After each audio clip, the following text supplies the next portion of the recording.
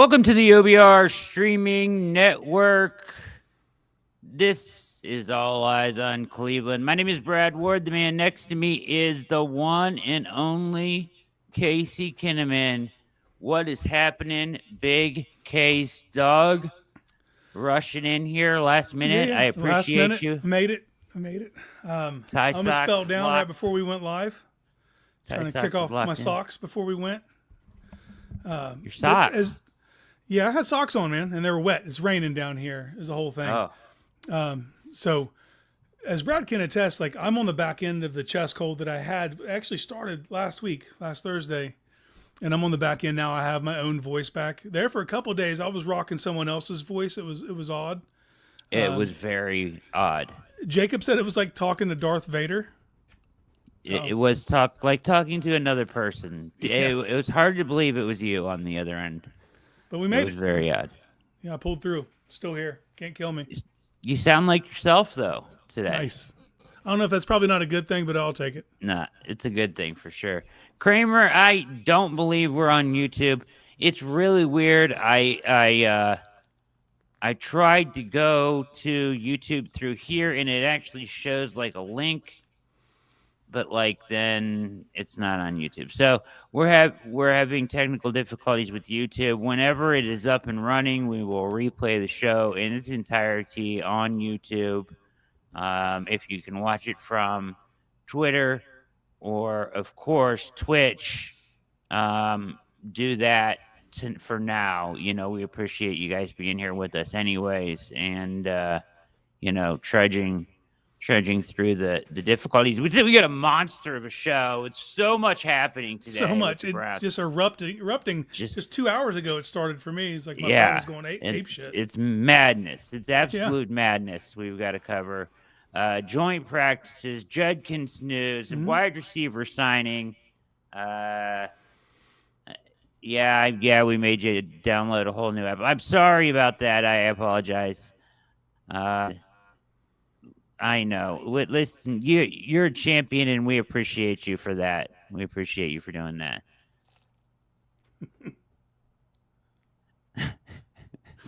Thank Brother you. number one. Thank you. For sure. And spam brother number one. Yep. All right. So we've got some stuff to cover. I was looking. Do we have like a breaking news thing? Case. We got spam. We got idiots. I don't know if those will count. Deathmatch round. It's pretty cool though. Death match round. We'll That's take pretty that. So, yeah. Let's start with some breaking news. Judkins. Let me bring it up. This is Andy Slater, the Slater Scoop. Cleveland Browns running back Quinshon Judkins will not face formal charges from the alleged incident in South Florida. I've learned prosecutors have declined to move forward with the case. The decision was based on several factors, including late reporting of the alleged incident to the police, no surveillance video, and no independent witnesses. The state's attorney says there were videos seen during the same time frame that didn't show the victim with injuries.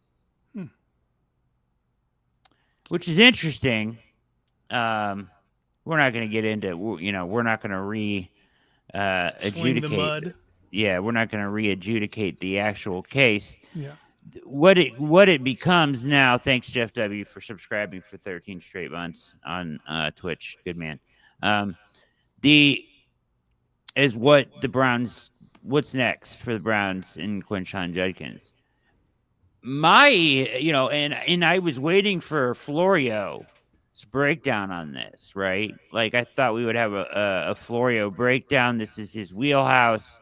I thought for sure he would jump into this right away. As of 3 days ago, according to Mary Kay Cabot, the NFL was still investigating this on their end. But so there's no charge. you tell me if this is right or not. So I tried to think through this a couple of different ways. The first thing would be I would want to expedite him, get him to Cleveland, get him signed ASAP, and try to start practicing him right away. At this point, you've got no bill. If anything's going to come legally, it could come on the civil side. But at this moment, there's no charges. You would want to get him signed now and get him on the field. If the NFL wants to put him on the exempt list while they finish their investigation, that's fine. Yep. But I don't know if they would even do that at this point. I don't know. It depends on what their investigations netted, which I haven't heard anything, what they've found. But you're 100% correct.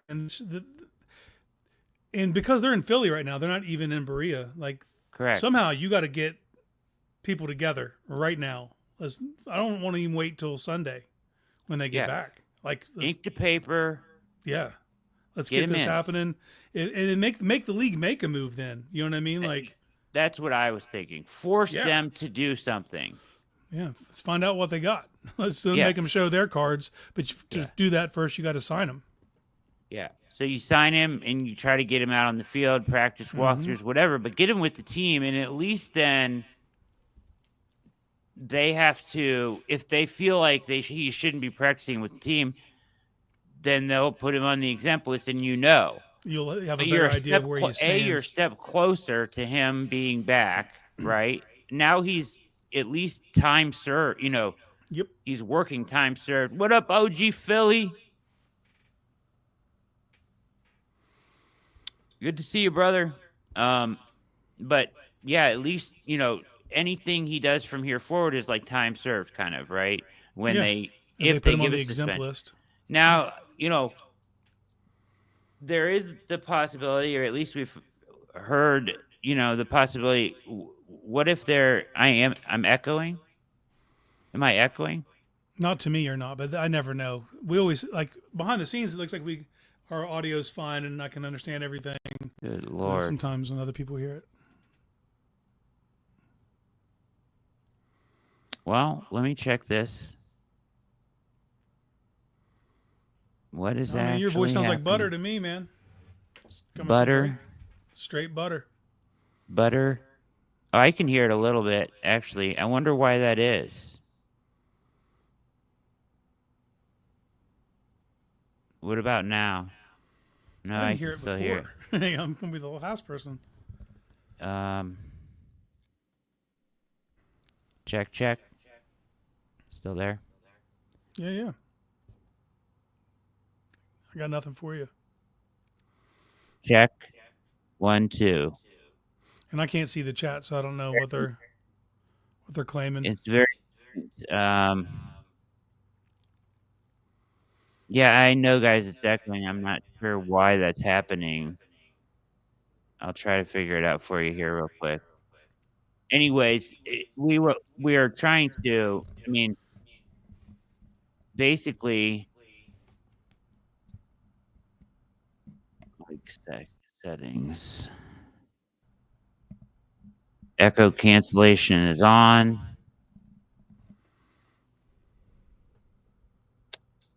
Why is this happening lately? You know what I mean? I just turned my echo cancellation on as well. Check. Check. It might be gone. That might have done it. Take that, fixed echo. I think you fixed it, Case Dog. All right, good stuff. I don't know how you fixed my echoing, but hey, whatever world we're in your world, StreamYard. It's adapt and overcome. Yeah, it's just next man up mentality. Either way, yeah, I force the NFL to take action. Mm-hmm. And it's the only way you're going to know for sure. But there's I've seen comments out there, some saying that he won't get suspended now. Do you have thoughts on that? I mean, look, like, I'm obviously not a legal expert. I find it unlikely just based on what he was charged. You know what I mean? So at some point there was enough evidence to charge him, apparently, but not enough to prosecute. Wherever that line is, it's just what it is. The actual title of what he was charged with. The NFL seems to take that very seriously. It could be if he didn't do anything and he doesn't get a suspension, that's great. I'm not going to set myself up and tell myself right now there's no suspension. You know what I mean? Yeah. That way, if it does come down, and he gets. But see, there's the difference. So we were talking, me and you, 4-6, something like that. I think that's out the window now. Maybe it's 2. Maybe it's 3, and you appeal it, and they knock one off or whatever. But I'm with you. They make the NFL tell you what they got. Yeah, so like we went from earlier in the week thinking, when the last news we got on this was like, hey, they have basically said that this thing could go all the way to next year, and we're thinking, hey, look at Rashee Rice, he could play this year, and then get suspended next year, and then now we get this, he's not going to be charged with anything in criminal court.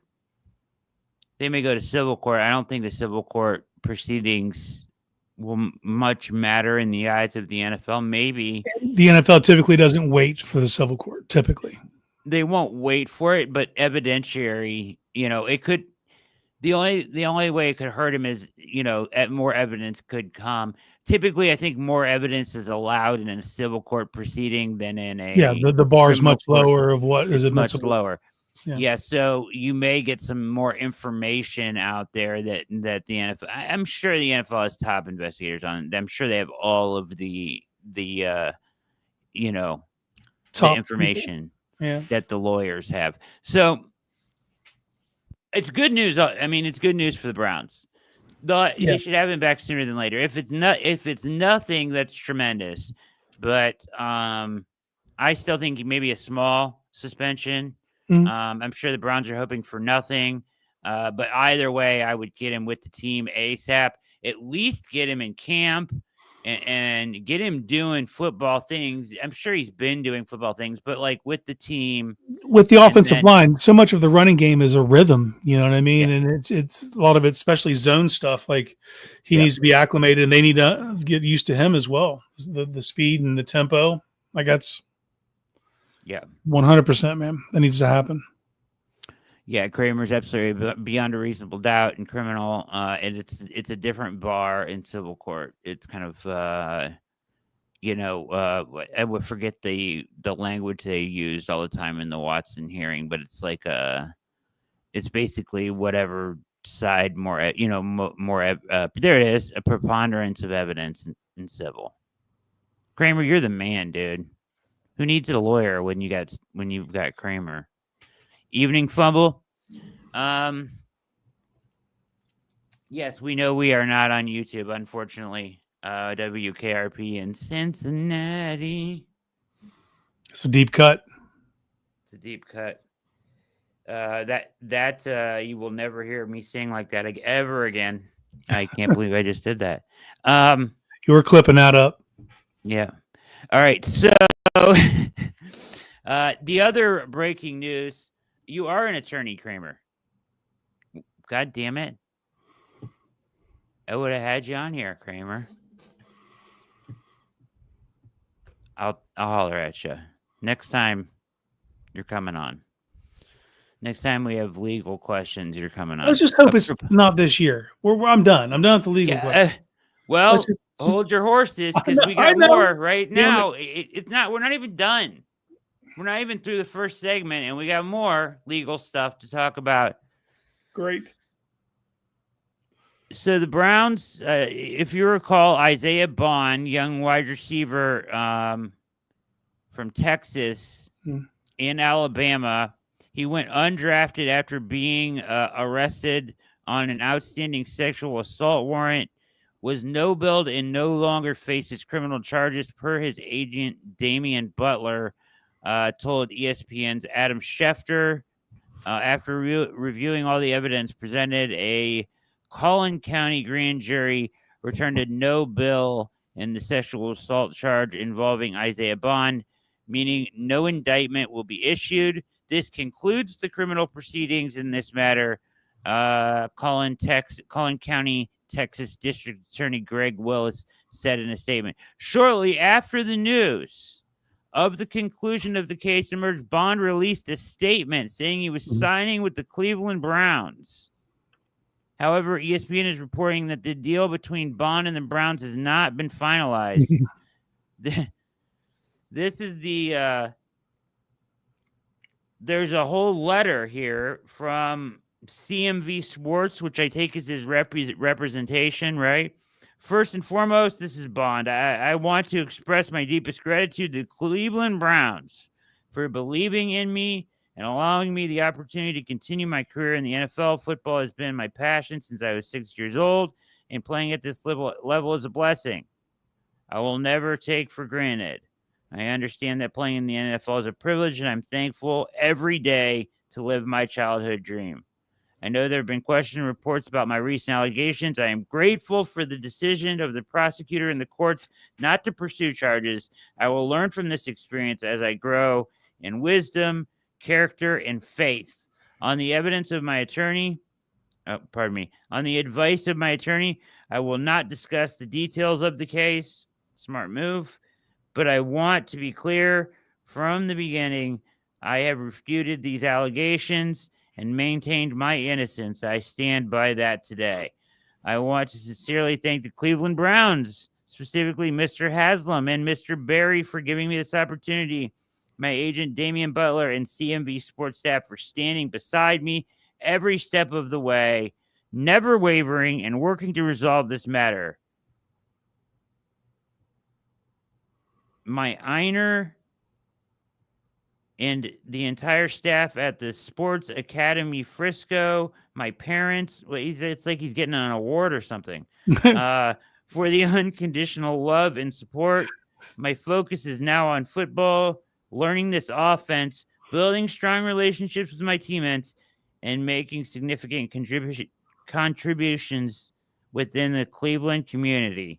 I am determined to prove the Browns organization and everyone who believes in me right for putting their trust in me. Certainly sounds like he knows he's getting signed to the Browns. I mean, he's thinking Mr. Berry and Mr. Haslam. Yeah. He didn't pull those names out of a hat. I mean, so first thing I want to ask you, before we get into Isaiah Bond, the player, we know the Browns are receiver starved, so we'll get to that. But is this optics? Yeah. My first takeaway is there's no way Andrew Berry wears a rubber ever. He just loves risk. He can't help himself. He's into it. It really gets him going. You know what I mean? Yeah. And we've just seen this play out before. That's the first place my mind goes, man. I didn't expect that, but he can't get enough of it. The riskier, the better. You know? Yeah. He likes to gamble. Sure does. Yeah, it really jazzes him up. Apparently, gets him going. He gets him going. Yeah. So case with the hot take for sure. Yep. Never thought I would hear that Barry pulls out, says OG Philly. I don't even think he pulls out. I think he's the guy that just leaves rolling the dice, boys. He's saying, let's see what happens here. You know what we got another kid or what? I'm Surge with Andrew, just the tip Barry. He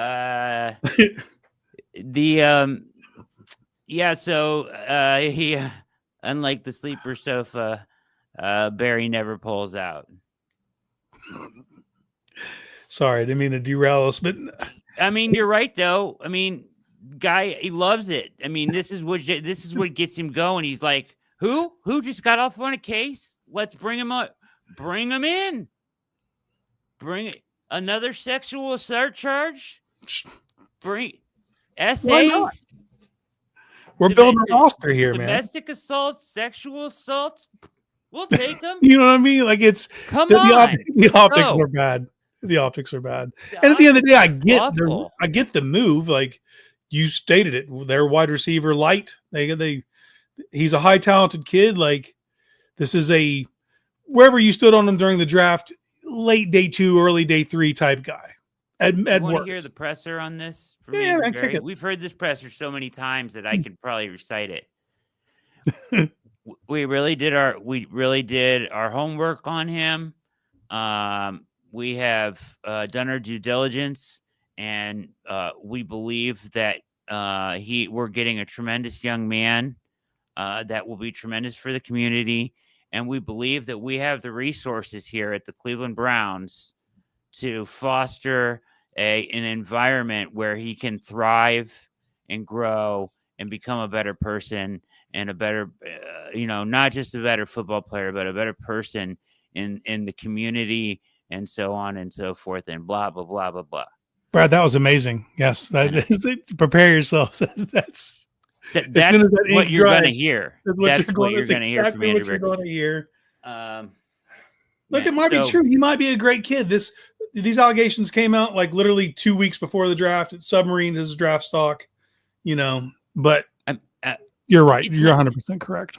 I mean, if they could have pushed this back a couple days, that would even be better optics. It's like hey, Judkins got off. Boom. Come on, We got get across the for fence. another Come guy on, quick, with an quick. assault charge. Bring him on in. Let's get somebody else in here. Bond got off. Bring him in. Roll the dice, baby. Well, all right. What's anyways? So going to sign Harvey Weinstein next. Yeah, I mean it's optics is kind of crazy. The same day, right? Yeah, the same and day. Look, this wasn't the team releasing it though. Sure, this is. I'm sure the team probably wishes they could have pushed it Bond back. would have sat on that until they made the announcement. But he's too hype. I get it. Yeah, on the charges. I don't think he's pulling us out of his ass. I think this is going to happen. Now, Pete hated Isaiah Bond as a prospect. What do you think of him? Small 5'10", 185. He's shifty. His testing numbers didn't bear what I saw on the field. But there's a lot of nuances of the position that he's not great at. Yeah. Jacob pointed out, for one, he just doesn't play through contact.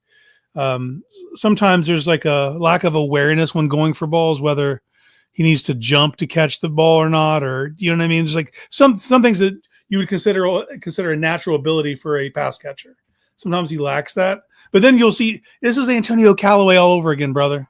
Like this is you'll see the flashes. You'll see the reason why people were into him. During the season but there was like round 1 hype on him.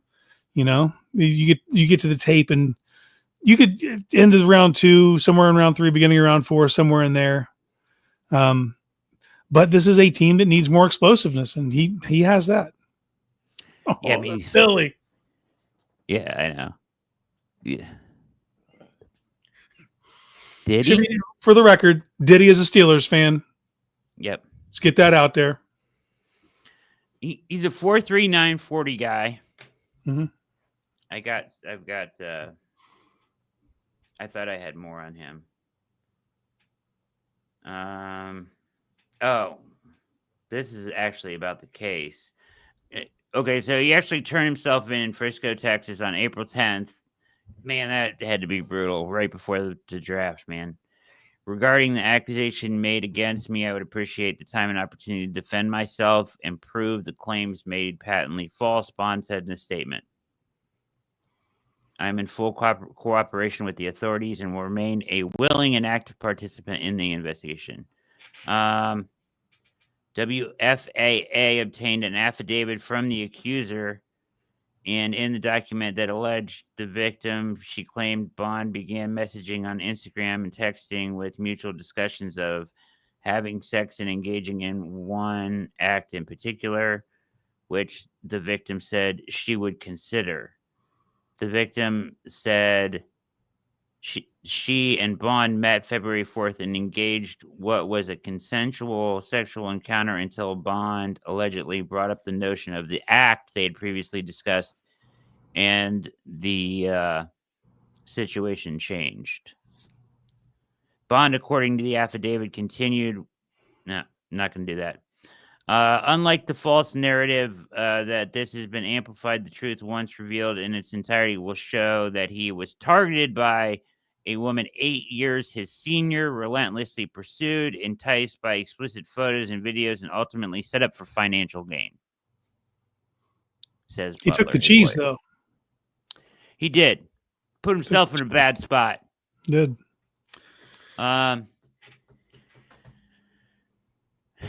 He can run. He does. I agree with you. He does lack the nuance. He's not Schwartz. Like I've seen a lot of people say, this is Schwartz, right? You know what I mean? All over. He's better than Schwartz. Yeah, we're not putting a very high bar on it, but he's not Schwartz. Yeah. No, he's not Schwartz, and he potentially could help this room. This reminds me of a lot of Callaway. This is a lot of Callaway to me. Yeah.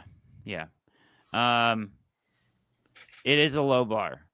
It says the wide receiver room, right? Let's be honest. Yeah, the wide receiver room is a bunch of guys right now. Here's the good thing. We're going to get into joint practices, but read multiple reports that Deontay Johnson had a really good day too, and that they couldn't guard him at times. Yep. And that's one of the better corner rooms in the league. Well, they're kind of I think they're going through it a little bit on their outside, their second outside corner. I think they're searching a little over there because they've got Quinion Mitchell, who Judy beat for a touchdown. By the way, we should probably talk about that. That looked good. We're gonna get into some of that. And then, no, I believe he's a 53 guy, Kramer. If he makes it, I don't think he would. I don't think he would make it through the practice squad. I think somebody else would take a shot on him. I mean, where was he? What was his consent? Let's check his consensus draft. He was wide receiver 10 for Dane Brugler, 88 overall. That's pretty high, man. That's what I'm saying. Yeah. That is pretty high. I mean, look, late. If you'd have told me late round 3, that would have been a good value for him. I think. He's viewed by most as a top 100 pick. Yeah. In the draft, which is why the second that the case fell apart, Barry was in, son. If you include Bond in this draft class, it looks damn good. You're right. That was the one thing they didn't address, so they address it now. Take that into account, and what they hope they have in Floria, who they hope to retain and bring back to camp next year, and some of Gage. I don't. Did you see? I wonder if I can bring it up on here. I wanted to show you this. Gage Larvadane. I'm being told it's Larvadane, that we ignore the I. Ignore the I? That's what I was told.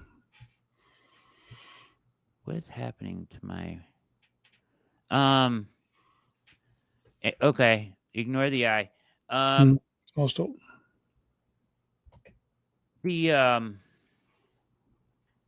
So I saw this.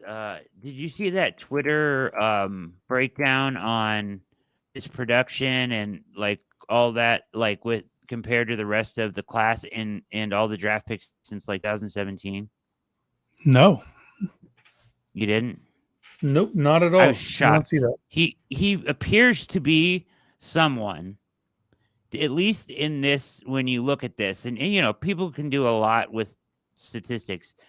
I'm trying to find it right now because it's worth looking at. So bear with me, folks. All bookmarks. Me and you really haven't gotten to talk publicly since the scrimmage, man. Our first preseason game. No, he looked good, dude. To me, he made. They all did. All the receivers made good accounts of themselves, but he's the most versatile of those guys. And he did an end around. Stefanski got a little chub for that. He did. Yeah. There's some No, there's movement. no doubt. Where I'm waiting to is see this? that jet sweep work. I wanted to show this to you guys so bad, and I can't find it. You see, Jacob, if you're listening, I think you posted it in the in our Slack. It had a breakdown of his production compared to like all the wide receivers drafted in this draft and everybody else in the background, like one of those ones, you know, where as it gets faint in the background, like Mm-hmm. other wide receivers. Dude, he was right there with like Trey Harris, and like there was nobody on the sheet that wasn't drafted, right? Like highly or like a household name. And the only one that was like up at the front that wasn't a household name or undrafted was Larvadane. It was like, how did this guy fall through the cracks? He And transferred he's to played South really well. Carolina last year and didn't do shit at South Carolina. Like, Okay, yeah, I so this might understand. be like on a per play basis that he actually saw the field. You know what I mean? Being very productive. Yeah, I I don't guess I know. was just, you know, it was very enlightening. Like, you know, yeah, he probably because of last year. Here, I found it. He fell through the cracks. Um, okay, this is one of them. Where's the other one? All right, I don't know if I can make this big enough for you guys. We'll try to see. It's not going to get any bigger. All right. We'll try it. So we'll give it a shot, Case. All right, let's roll. Let's see these numbers. Yep. Thank you, Jacob. I just found it when you sent that.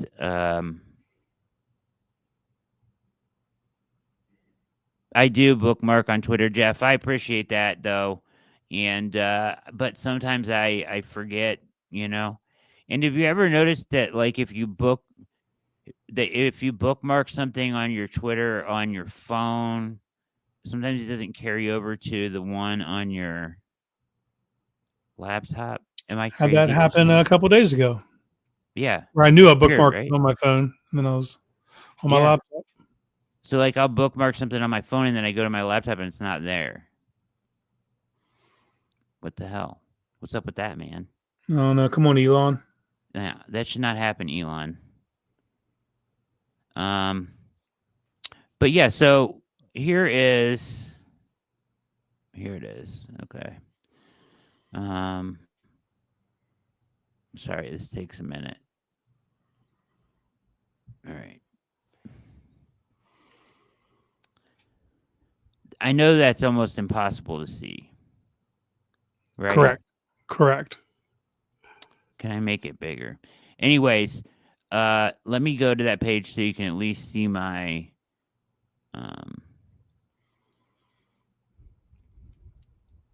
I'll drop the link in the description below so you guys can check it out on your own. But like for an example, can you see my mouse Yep, now?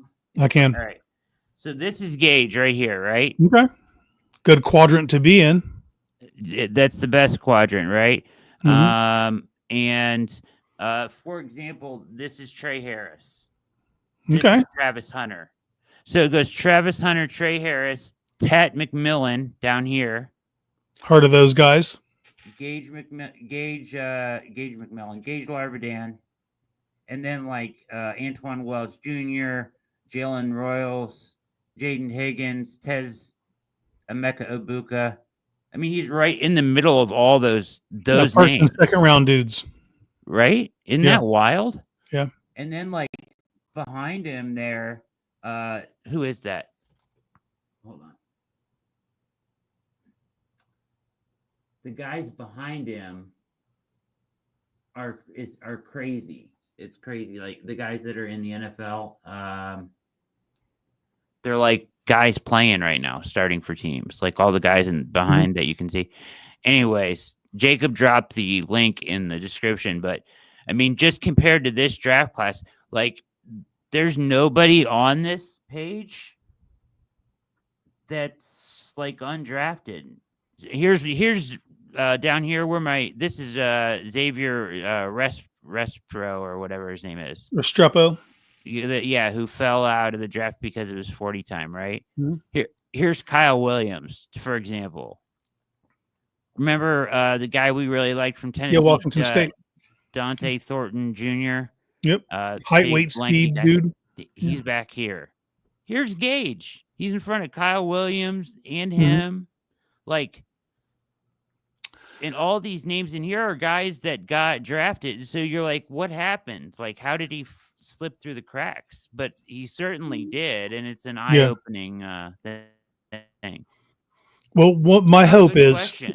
especially in this next preseason game, is he gets a lot of the return duties. I want to see what he can handle as a returner, because if he could supplant the Yep. guy who's sitting in that position right now, I would be happy, That's because the I think he dream, can right? contribute in more than one way.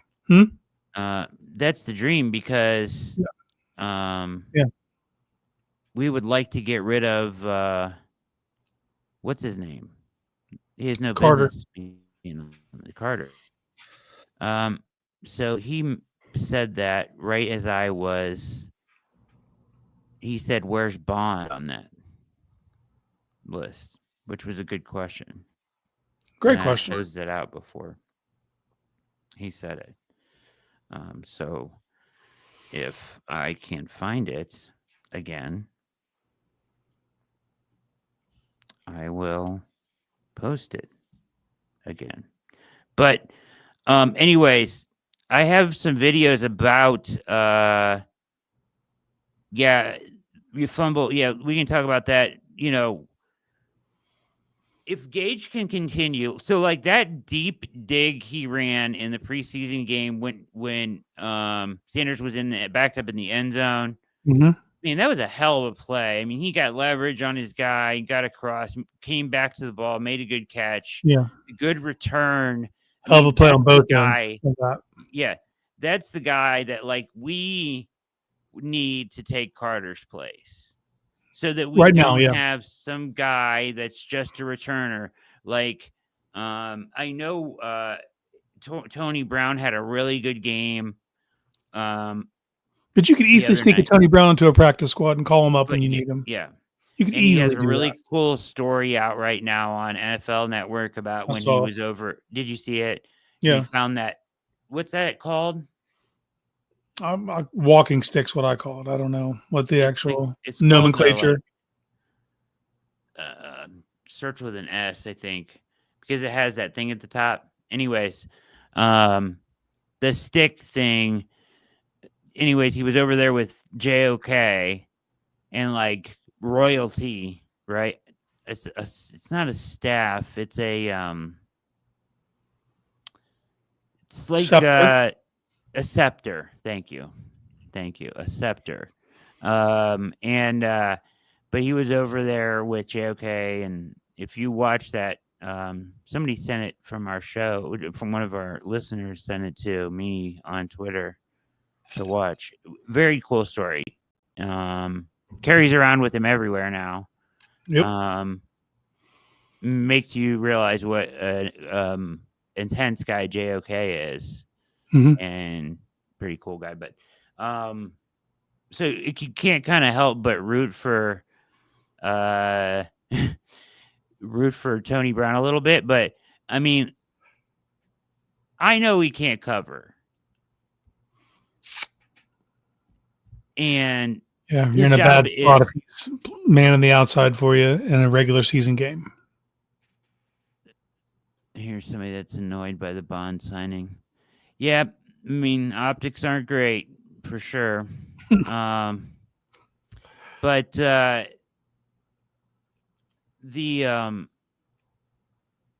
if Liverdane can do his thing, like that would change everything for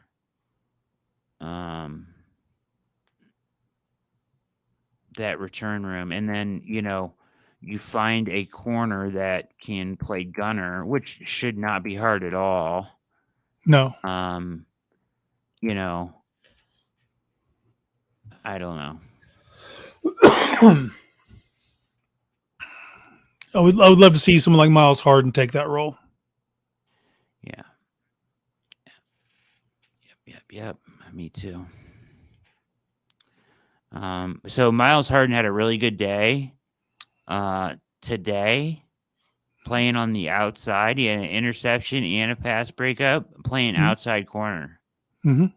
Impressive. We need somebody to step up there. You know what I mean? Like, Yeah, yeah. that's got to be. And it doesn't matter how deep you think the room is going into the season. Because if you were to ask me off the top, like, yeah, it's a pretty deep room. Then all of a sudden one injury happens, and you're like, never mind, it's not that Yeah. deep. I'm Yeah. actually scared of some of our depth that they'll actually have to play. Yeah. I am as Massive well. opportunity for Harden. Massive opportunity for him and Mitchell. Mitchell not taking advantage of it the way that you would like to see him do so. Yeah, I mean, and obviously I'm not boots on the ground, but every time I've seen a clip or anything with any footage, it's not going well. It consistently looks like it's going poorly for him. It does.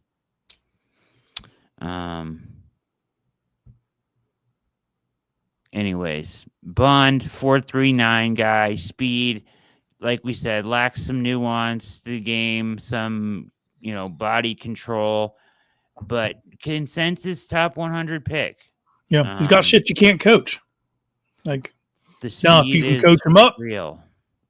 while not having to play him early, you know what I mean? Because he would, even if he does make the 53, he's going to be last guy in the room more than likely, right? So you don't have to play him right away. But can he give you anything on special teams, or is he like one of those classic game day inactives? He'll have to get on the good foot, I think, too. The only way I think he makes it into like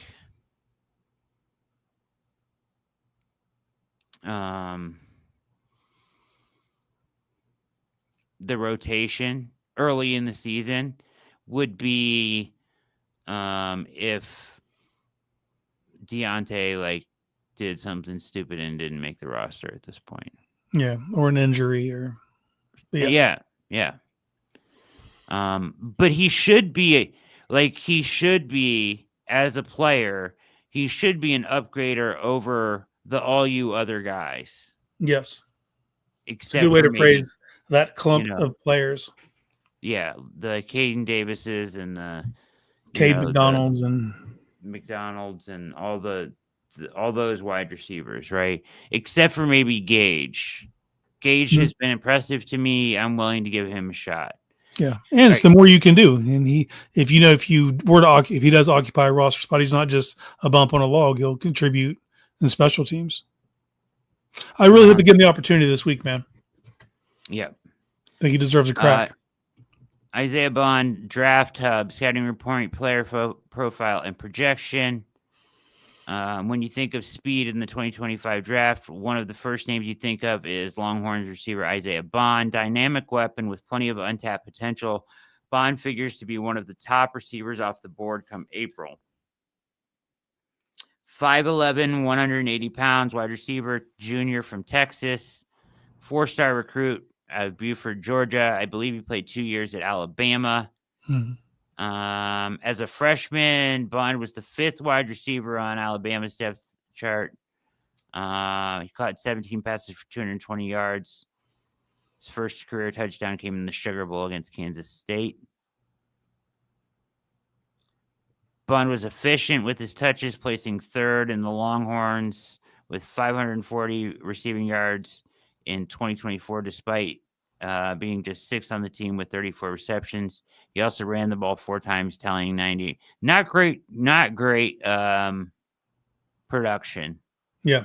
Well, you're banking on the intangibles. His speed, his explosiveness. Yeah, his best year was his second year in Alabama. 2023, Bond earned his way into the starting lineup as a true sophomore. 48 catches, finishing the year with 668 yards and 4 touchdowns. With Saban retiring, Bond hit the transfer portal. Explosive wide receiver who fires off the ball with impressive acceleration, has deep speed needed to be a serious vertical threat. Can't teach that. Got to have it. Sometimes it's good to just have it, even if it's not always there. It just changes the way teams have to play you when he's on the field, right? Yeah. All you got to do is prove it a few times, put it on tape a few times, and everybody has to respect it. And that changes your spatial awareness as a defense. Can win in and out of the slot as well as generating, wins out of the slot and outside. Quick twitch receiver who's explosive in his movements coming out of his breaks. Raw lateral quickness allows him to change direction well as a route runner and create separation. Offers plenty of agility after the catch with the ball in his hands and has a creative ball carrier vision needed to extend the play and determine the right cuts to make in space. Sure-handed receiver who had drop rates below 6% per PFF in each of his last 2 seasons. That's a good thing. Does a good job of catching the ball away from his frame. Tracks the deep ball well. Has good body control, spatial awareness needed to know how to get underneath lob passes. Improvises well as a route runner out of structure, allowing himself to get open, extend broken plays. Deep speed always needed to be accounted for, which can draw attention from defenses and present opportunities for teammates underneath. That's the highlight for me. Weaknesses: has never had elite production. Doesn't have more than 700 receiving yards in a single season. Lacks in the size department. Small frame, shorter arms. Struggles against press coverage. While he has good speed release off the line of scrimmage, smart cornerbacks who land their jabs accurately can redirect his momentum off the snap. Competes at the catch point, but doesn't have pure size and strength to consistently win in tight coverage. Yeah, I mean he's a Browns receiver. You just described it perfectly. Yes. He's a guy that's gonna have to separate to win. Mm-hmm. Who was the last guy we had that was great at the catch point? DPJ? Yes. Correct. Whitebeard as well. Whitebeard, yep, of course. Can get better exploiting defensive backs' blind spots through how he directs. I mean, if he takes the coaching well, like you said, somebody said it in the chat earlier, you can't teach speed. Nope. You can't teach the explosion. The explosivity, man. That's why he's here. Well, he's going to be here. Yeah. So it's Peace Brownish, yeah. I mean, it's intriguing. The optics are terrible, but it is what it is, right? When you're that thin at a position, though, you'll get desperate, you know? Yeah. Just the same day, even if it was like a week later. It wasn't even like an hour apart. Like from when it broke. Oh, we doubled down on this. We got one guy off. Let's get another guy that just got off on SA Chargers. Easy now. Pause. You know, I'm going to need Andrew Berry to start strapping up, though. This risky behavior is too much for me, man. Yeah, man. It's just what you can tell, you know, behind closed doors. This is what gets him going. He's kicking chairs and shit, fired up, throwing stuff around the room, twisting them. Let's go. Let me see that rap sheet again. Who else got off recently? Let's go. We got the structure to bring him in here. We'll make him a winner. Yeah. All right, let's talk about 2 days of what I call, I mean, really, I'm going to say this. Despite the optics, on just the Judkins thing alone, and the potential of what Bond maybe could be, I'm not putting much into it, right? Yeah. Like, but he was a top 100 pick. So if that works itself out, it's another guy. You can see what you have there. But the Judkins news and the 2 days spent in Philadelphia this week was a massive win for me for the Browns. Dude, what's transpired over the last 2 days is the most important part of this offseason so far. Most important. This is the true litmus test. And there's certain position groups that it's like, what it looks like when the Browns offensive line has to block the Browns defensive line. And it left us feeling pretty down on the offensive line, right? Yep. That same offensive line goes to Philadelphia and handles business. And then the defense completely ravages the defensive line, ravages the Eagles offensive line, which is banged up, but their backups would start for several teams. Make no mistake. That is probably the best offensive line system in pro football. Like what they draft a year ahead, they handle that business well, and it's the fact that you were able to go there and be just that physical against that team. I think that bodes well, man. That's a huge confidence boost. Now, does it mean anything in terms of wins and losses? No, but like you're going to get in situations where you're playing some teams and you've already competed against better. Yep. That's massive, man, to know that you have that in you. Love to see that enthusiasm. What two players stand to lose the most between Judkins and Bond? Before we go to this thing, what two players? Well, I think immediately would be Ford. Ford, for me. yeah, Ford. Ford's the running back that popped in my head. I don't think Sampson's role really changes. No, they're using him as RB1. That might change. He might be RB2, but there's going to be packages. There's going to be he's going to have pages in the game plan. So I'm not really worried about his usage game overall. Breaker. He's got some special bursts that I've seen, at least even out at camp. I saw like when they were even tackling. He just has kind of a special shiftiness. He's electric in the open field, man. Yeah, man. Find ways to make that happen. Pretty please. And then in the wide receiver room, I mean, who stands to lose the most if Bond is a thing? That's it. DeAndre Carter, the end of the room. I think Thrash has played well, man. Like, I think his role is his role. Thrash is in. I think Deontay Johnson. Yeah, I think he's in. I think Johnson is held it together long enough and put enough good stuff on the field that I think that, unless there's a meltdown between now and cut downs, he's there. You know, and then Tillman's spot's solidified and you got Judy. So yeah, I mean, for me, Larvadan might be the odd man out. Carter. If I could have my druthers. Good word. Solid word. I would go Judy, Tillman, Thrash, Deontay Johnson, Gage. Mm-hmm. And then either Bond or somebody off the roster. Somebody who's not currently here. I dig it. I like that. That's what it would be for me.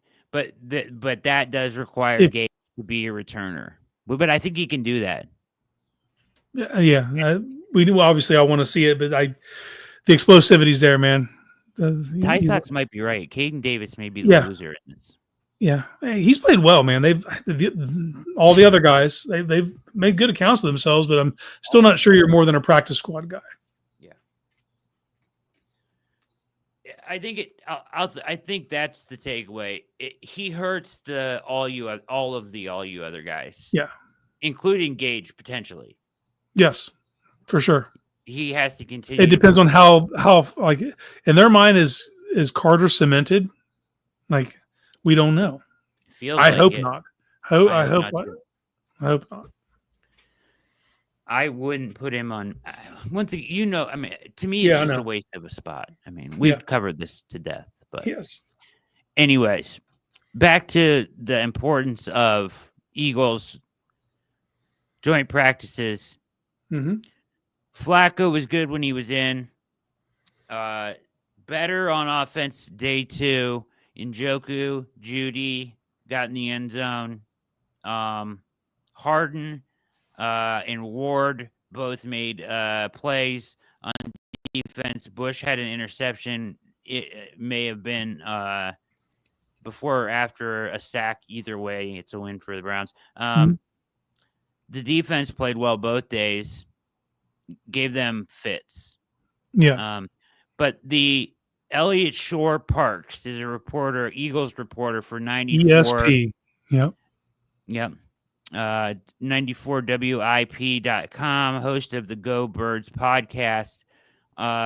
He does a thing where he's the fucker that started all this. He said, yeah, he is to blame for Grossi's mad-minded, charting throws at camp.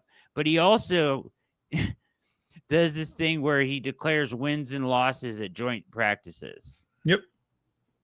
So he keeps a record for him. So we're going to watch his videos from day 1 and day 2.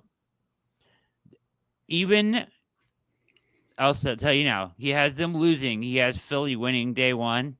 But just still listen to what he says. And it got me fired up anyways. We ready? Roll that beautiful bean footage. Day 1 of the joint practices against the Cleveland Browns are in the books, and here's a moment you all been waiting for. It was a win for the Eagles. Now, I would not say it was an impressive win. This reminds me of the win over the Carolina Panthers last year, where they got the win, and they were the better team for sure, and there were a few moments that made them get that win. But it could have easily been a loss, and it was probably not the best performance they wanted against, let's be honest, inferior competition. So why did they win today? They won today because of the defense. The defense was good, I thought, against a bad Browns offense. They held the first-team quarterbacks, which was predominantly Joe Flacco, some Kenny Pickett, but to 13 of 19, no touchdowns, didn't pick them off, but there were a lot of passes that sailed. I thought there were some good pass deflections that happened. So the defense holds the Browns out of the end zone in pretty much all the team drills, which was very impressive and really why they won, because the offense was not why they won. Jalen could have had 3 interceptions. Some people will say he had 2. I thought he only had 1 based off of 1 pass. Probably he's sacked before he throws it. But the bottom line is the offense wasn't what you wanted to see. Going against the Browns defense, that's not great. They had a fair amount of snaps inside the 25. Now they did have 2 touchdown drives, which is probably why they won the day. So if you wanted to put a score on it, it might have been like 14-0, honestly, where you hoped it would have won by more. The game could have been a blowout for the Eagles, but I didn't think it was their best day. So I think the Eagles win today, but tomorrow they got to be better. They got to come with more energy. I thought the Browns had more energy on today. I thought that the Browns came in wanting to send a message, and the Eagles are so talented that they won, but I thought the Browns were the more competitive team today. So day 2 tomorrow, we'll see if they can do it. The Eagles, Jalen, Nick, 10-2 in joint practices. We'll see if they can get to 11-2 tomorrow. Dude, okay. First of all, do your homework. Nobody thinks this defense is bad. You're wrong. Okay. B, more energy, came in wanting to make a statement, came in wanting to take it to him. Physicality, the whole thing we've been talking about is the camp working, is the live energy, live reps working, tackling to the ground, being more physical. Is this camp working? So if they went in there with that attitude, that's good. No, it's tremendous. Like I said earlier, this is the reigning defending Super Bowl champions. Same roster. You went into their place, you know what I mean? And you brought the juice. More juice than they did, as he said. Not getting in the end zone at all. It is what it is. They're all, I will push back. Pickett didn't play any 11 on 11. Only 7 on 7. So sometimes these beat reporters don't really know what they're talking about. Yeah. But to his point, they found a way to get in the end. The thing is, what they don't give you is the context of were they in red zone drills? Were they in high red zone? Were they in 2-minute? Were they, you know what I mean? Like, situations are situational. everything they're doing in these are situational. It's situational stuff, right? So that was day one. But the energy, the defense potentially turning over the Philly 3 times. These are things the Browns are going to have to do to win games. Yes. And the fact that he had to say, I'll give them the win, but it wasn't, the fact that it was even close is crazy. Others, to Kramer's point, had the Browns winning day one. Mm-hmm. Yeah, based on what they did on the defensive side of the ball, they felt that was the most dominant unit of all 4 units. Dominating on the defensive side and the defensive front, especially, and then turning them over on the back end. Tremendous stuff, right? So, gotta say, it wouldn't seem he's the most respected reporter. I think people like him. I just wanted to take somebody's point of view from the other side. Yeah, that's always a smart thing to do. Someone who's not drinking from the same glass, different colored glasses on the way they see things. I have one of my best friends is an Eagles fan, and I've known who Elliott Shore Parks is for a long time. He's not a fan of him. Yeah. Yeah, I'm stoked too to hear that the O-line played. The biggest thing for against the Eagles is they have a great offensive line. They have a great defensive line. If you can compete in the trenches, you've done something good. And the fact that they dominated on the defensive line tells you a ton because their offensive line is potentially one of the best in the league. And then if our offensive line held its own. Yeah, just held its own. Just simply competed and kept it treading water. You know what I mean? It's massive. That is a very talented and very deep defensive line as well. I mean, they're deep. In my mind, the Eagles were the best defensive front in football last year. Yeah, it's crazy. Okoronkwo ended up over there, and KJ Henry ended up over here. Yeah, they swapped guys. Little key party. Yeah. Between the Berry brothers. They're risky, I'm telling you, man. The Berry brothers, man. They're risky. Yeah. Turn the lights off. Who knows? Who knows what room you end up in? Who knows where you'll end up? All right. Let's go to day 2.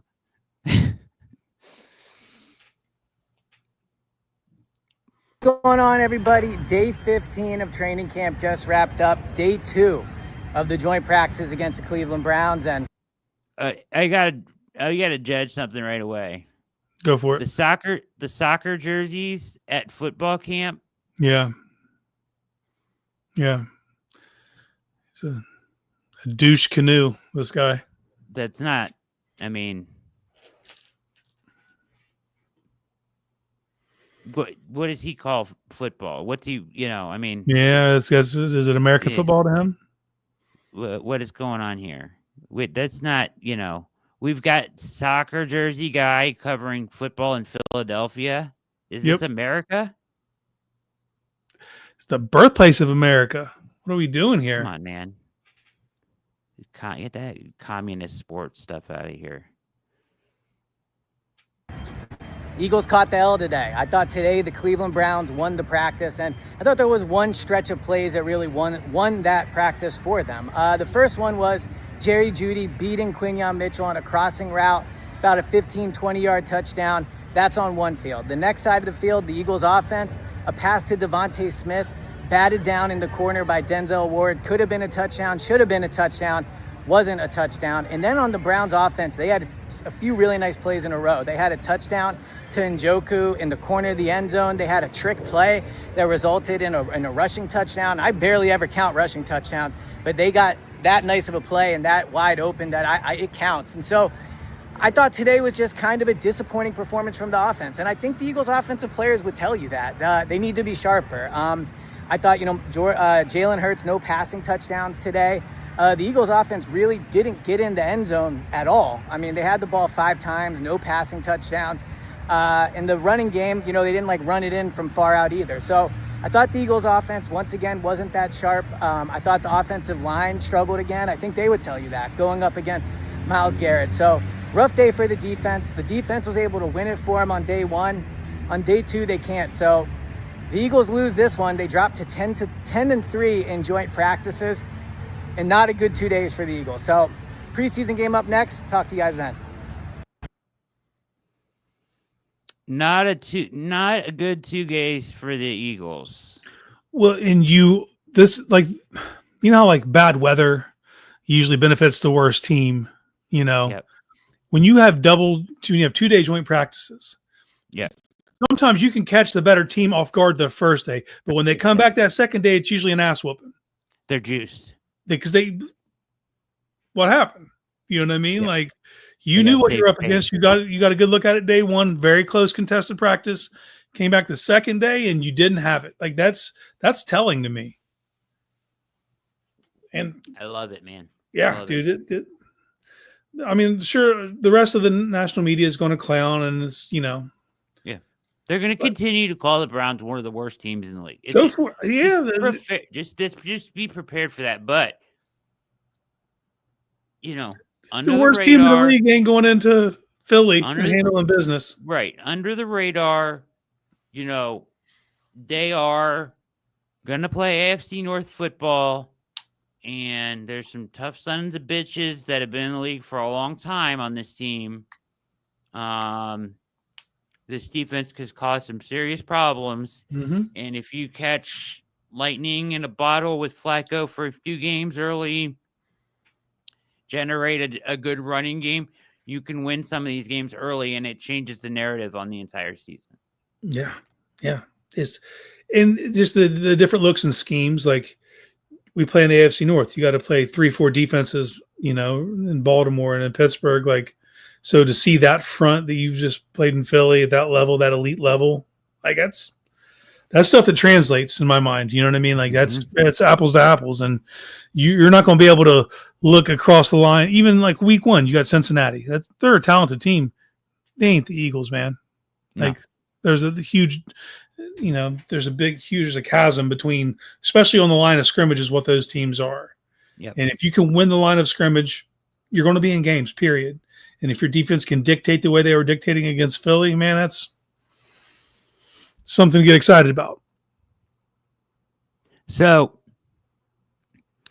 good stuff. Judy has continued to me to shine in no matter where you put him and no matter who you put him against. I feel like he is primed to have an even bigger year potentially, with where he started last year with 8 games of 4 throwing the ball at his feet and whatnot.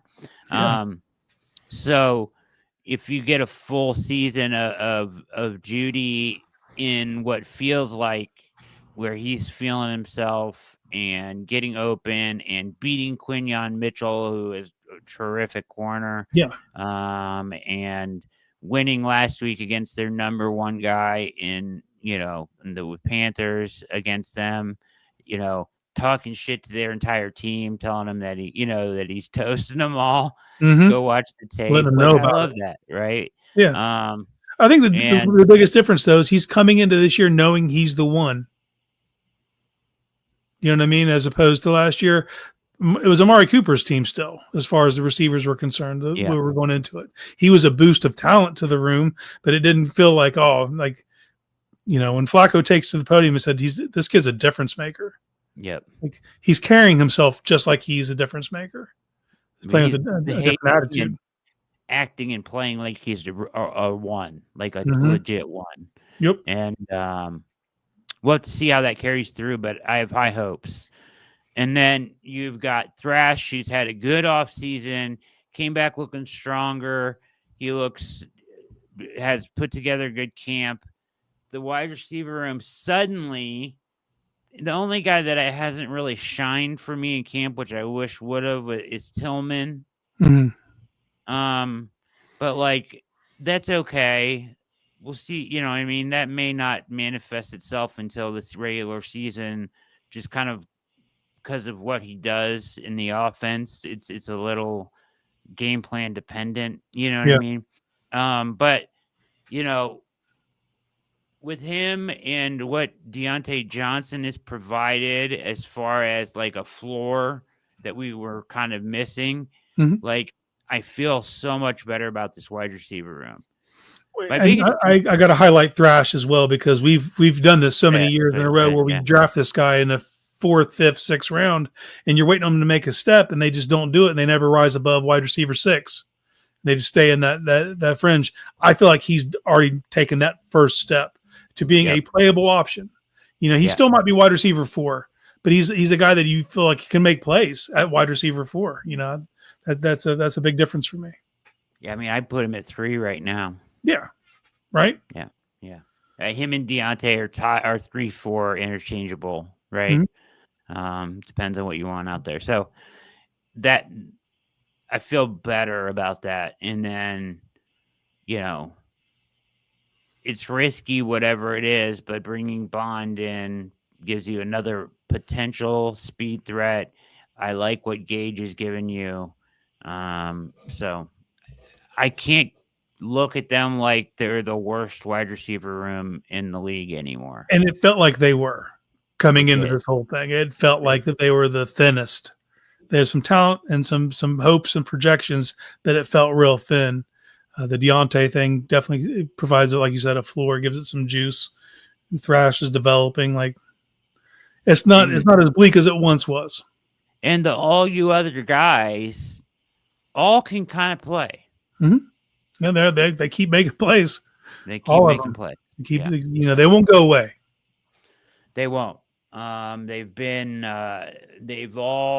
They picked some guys that I was clowning at first because none of them were above 6 feet tall, but they all have brought the juice and the competitive, like they're making guys work for it and they're, making plays. I'm more worried about cornerback than I am receiver right now, which is gonna say that. You took the words right out of my mouth. It's so weird to be in this spot. I would have never seen this coming.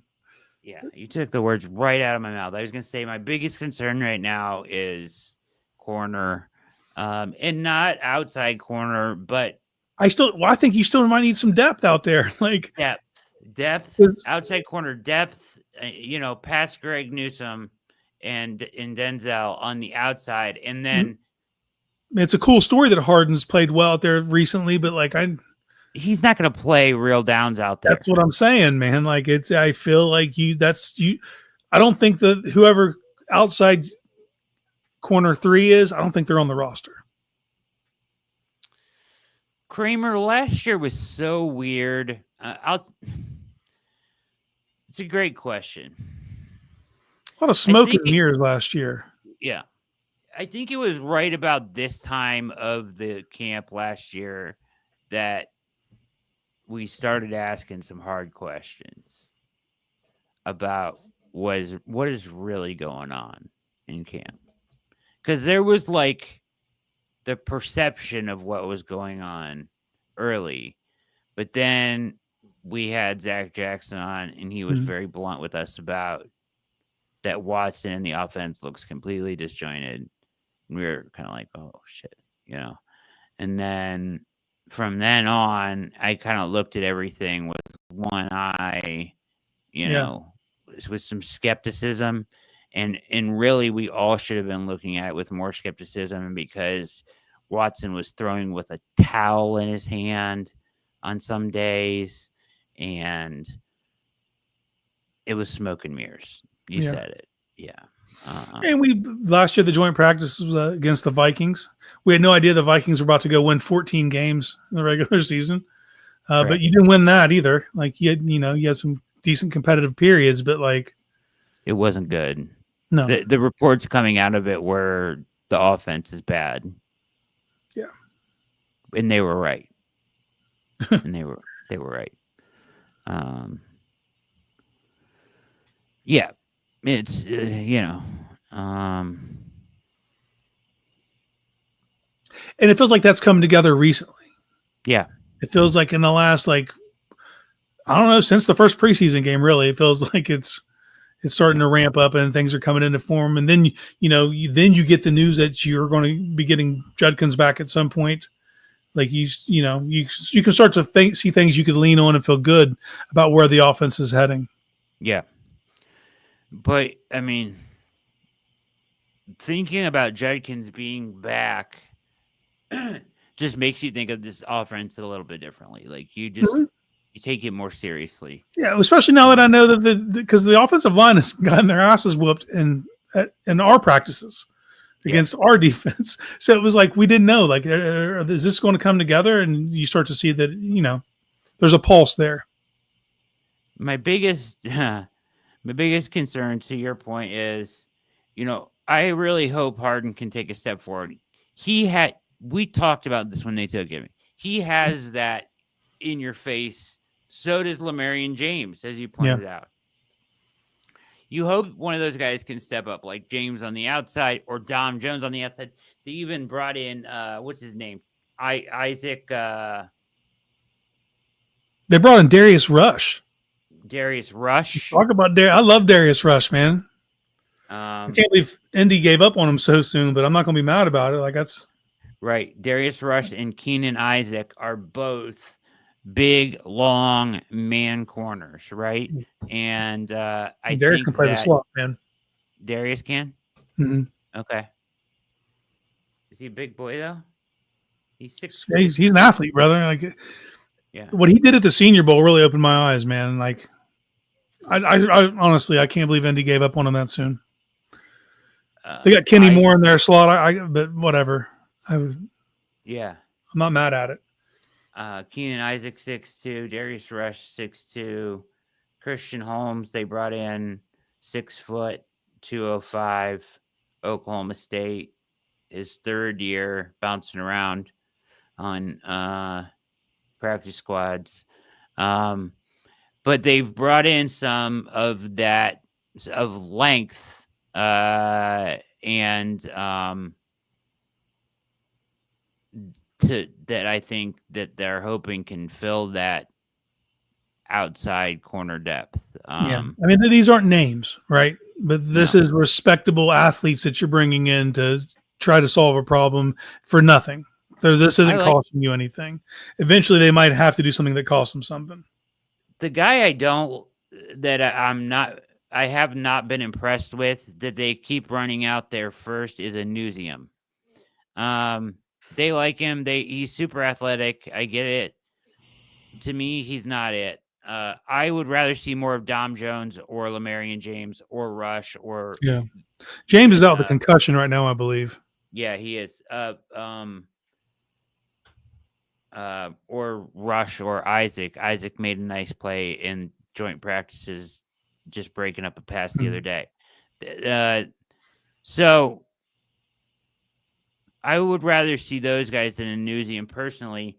Cam Mitchell, for me, it's got to be better, man. It's got to be better. He has been – that's what scares me the most is that he has not stepped up. And especially on Friday night, I thought he looked particularly bad in the preseason game. I don't like to besmirch, you know what I mean? I'm sure he's trying his hardest. Yeah. It just doesn't look like physically it's there. It doesn't look like he can keep up. And that touchdown, he had no idea where the ball was. Or he might be thinking too much. You know what I mean? He might be stuck in his own head, and it's just paralysis by analysis type thing. But yeah, and I'm not there. You know, I don't know what's going on when the cameras aren't on. But every time the cameras are on, it's not looking like it's a good day. Facts. Yeah, I felt that way when I was at camp too. So you've been boots on the ground, and you came away with the same feeling. Yeah, and they keep putting him in that position. And he's a guy I thought would get it in there. But Harden provides you another guy with some pedigree there, right? A drafted player that you liked, you did work on, and you took that has some swag. Some tenacity. And you have to replace that. We don't have the one. That's something we lost with Martin Emerson. Yes. He's the guy with the tenacity, the ferociousness back there.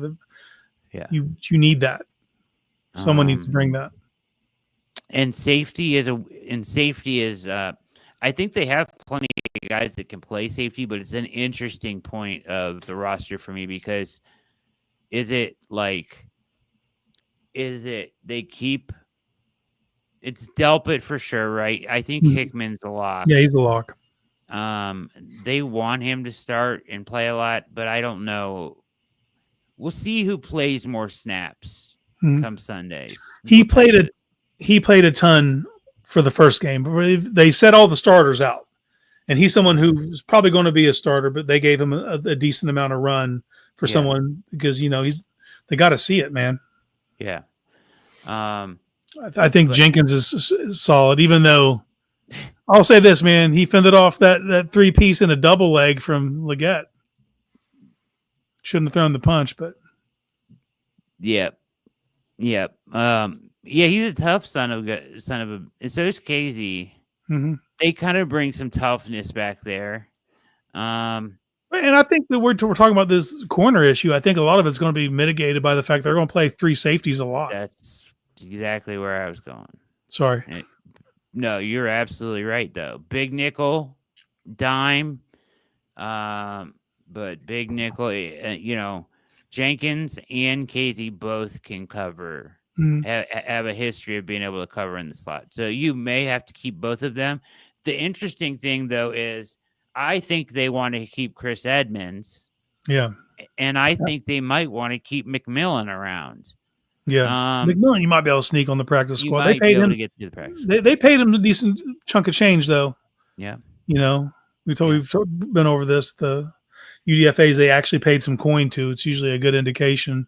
Yeah. At least they want to keep them in the program in some respect. Yeah. So, but I think that you have to keep Jenkins and Casey. I think you have to keep them both.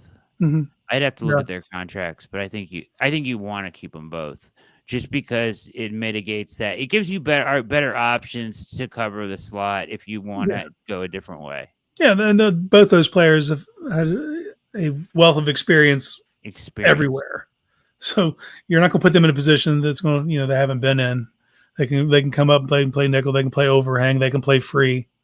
Yep.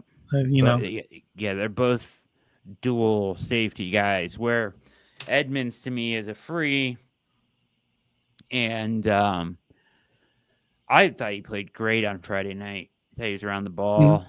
He had like 4 tackles in a PBU. So they keep giving him opportunities. He keeps playing well and being around the ball. I think he's pushing Hickman some. So, which is a good thing.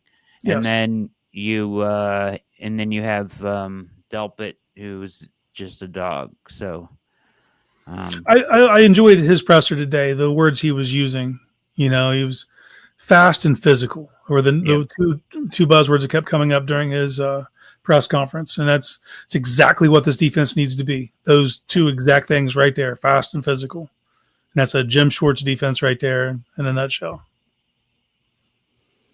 Big Darius Rush guy. Yeah. Go Cox. All right, so let's talk real quickly then. You're watching All Eyes on Cleveland. Time flies when you're having fun. We're already an hour and 20 in. Hour and 30 in. So we got to talk about quarterbacks though real quick. Mm-hmm. So 2 hamstring injuries and now an oblique. Yeah. Do you have questions about like what is going on with the training staff? I mean, it's a new training staff. They just retooled this unit. Brand new training staff. They just brought in a bunch of new guys. But like, this can't be happening in other QB rooms where they're all non-contact injuries and they're quarterbacks. It's not like and we spent all this time worrying about how they're going to divvy up snaps. Like, don't worry about it. They're not going to have to. It'll do it for them. These injuries took care of that. Insanity, man. We just need to start checking for Native American burial grounds in Berea. Here's, a little stiff there. What's that? He doubles over. Ooh, that one hurt. Ouch. It's his opposite side oblique. They called him day to day, and then he also said we're gonna have to shut him down for a while. Yeah, that is an injury that only rest can Yeah. aid. They had him in uniform today, though, and he did some handoffs. Good. No throwing, but he did some handoffs and stuff. But yeah, it's crazy, dude. Like, how does this happen to all of our quarterbacks? I mean, what is going on? Only old man Flacco is It's because they healthy, bubble wrapped him. or he's just knows he's been through enough camps that he Yeah, dude, you check his knows rap sheet, how to man. manage That's a his dude who hasn't body. been hurt a lot in his career. Flacco's had a healthy career.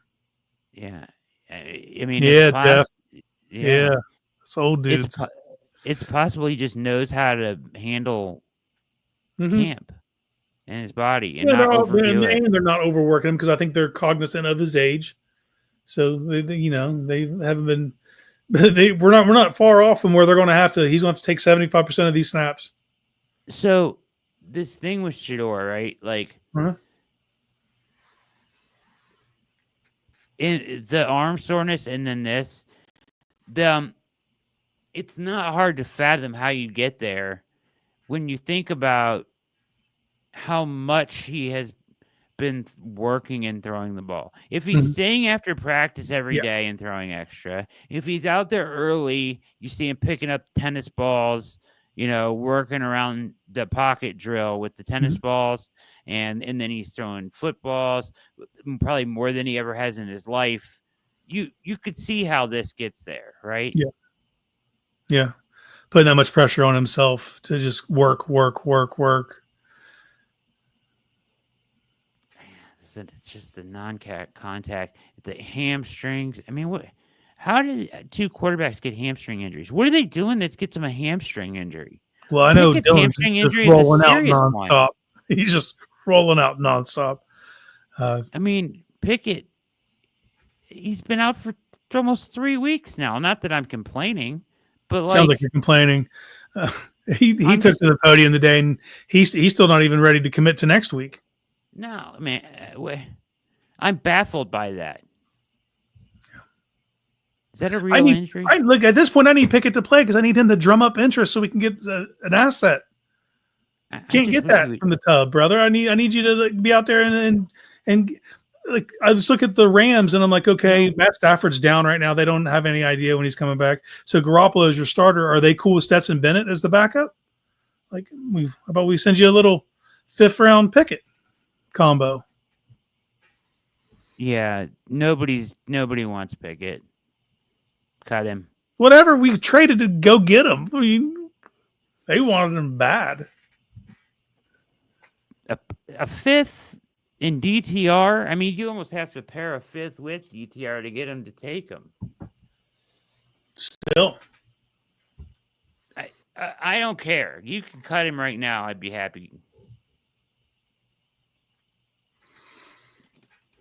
What do I want anything to do with Kenny Pickett at this point in my life? I just want to try to get something back for him. I'm greedy. I want those reps to go to the rookies. They can't. Falling apart, Brad. I mean, they're falling apart, dude. So yeah, that's my question is like I was so so they can give them this week is going to be Dylan. What's Dylan Shorty's week? And Shorty doo-wop. Basically, he has to play pretty well, in my opinion, to keep pace. Yeah. I'd say that's a correct assessment. Although I do want to just go back and touch on, we didn't talk about Shador's performance on Friday. I mean, you talked privately about it. And like, even though I'm not even sure we learned anything new about his game, we did learn that it can work at the next level, that it's worth developing, but the All-22 was not as forgiving as the TV copy. Sure. The TV copy I walked away from way better than I watched the All-22, but there's definitely a skill set that needs to be developed. And to be developed, what do you need? Repetitions. So, but even with that, even picking it apart, like, I feel like the the takeaway from it was still, I mean, he was still the highest graded rookie quarterback week 1 of any of them that played. I thought that he showed growth.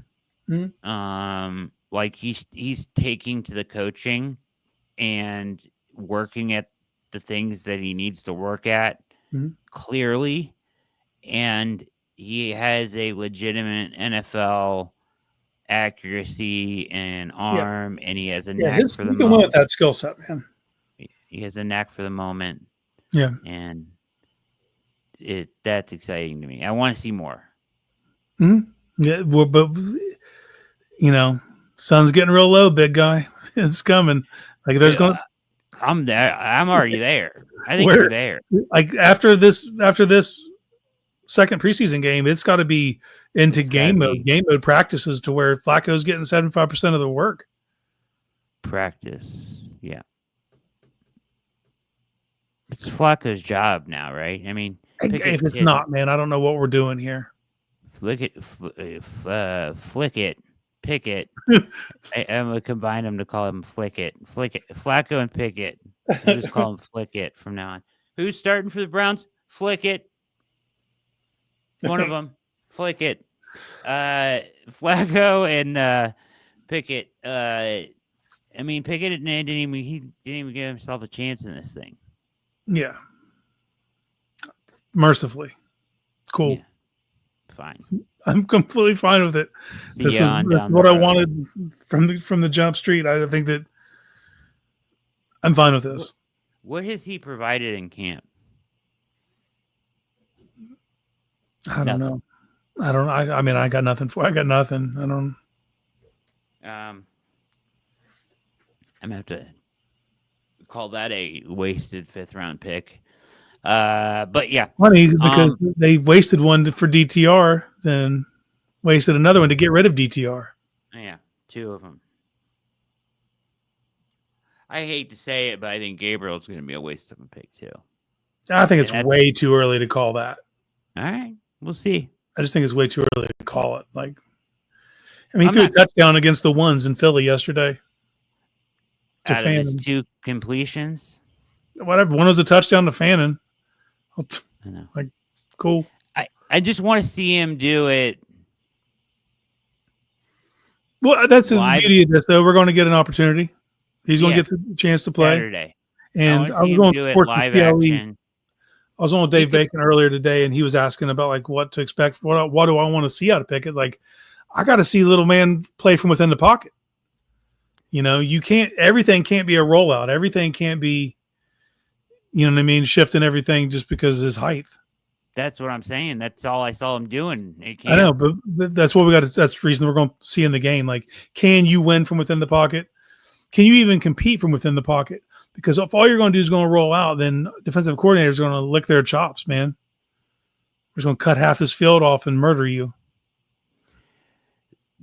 Kramer, you're absolutely great, Kramer. I am accurate on my quarterback evals. And don't let Serge call you my burner account. Ward doesn't like anything little. I don't like, I mean, how often do things that are little in the NFL work?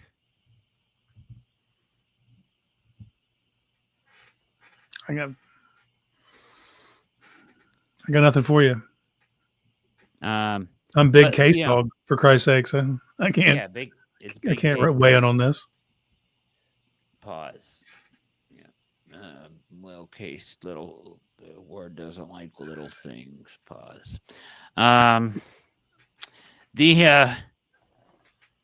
So I know it's too early to say that about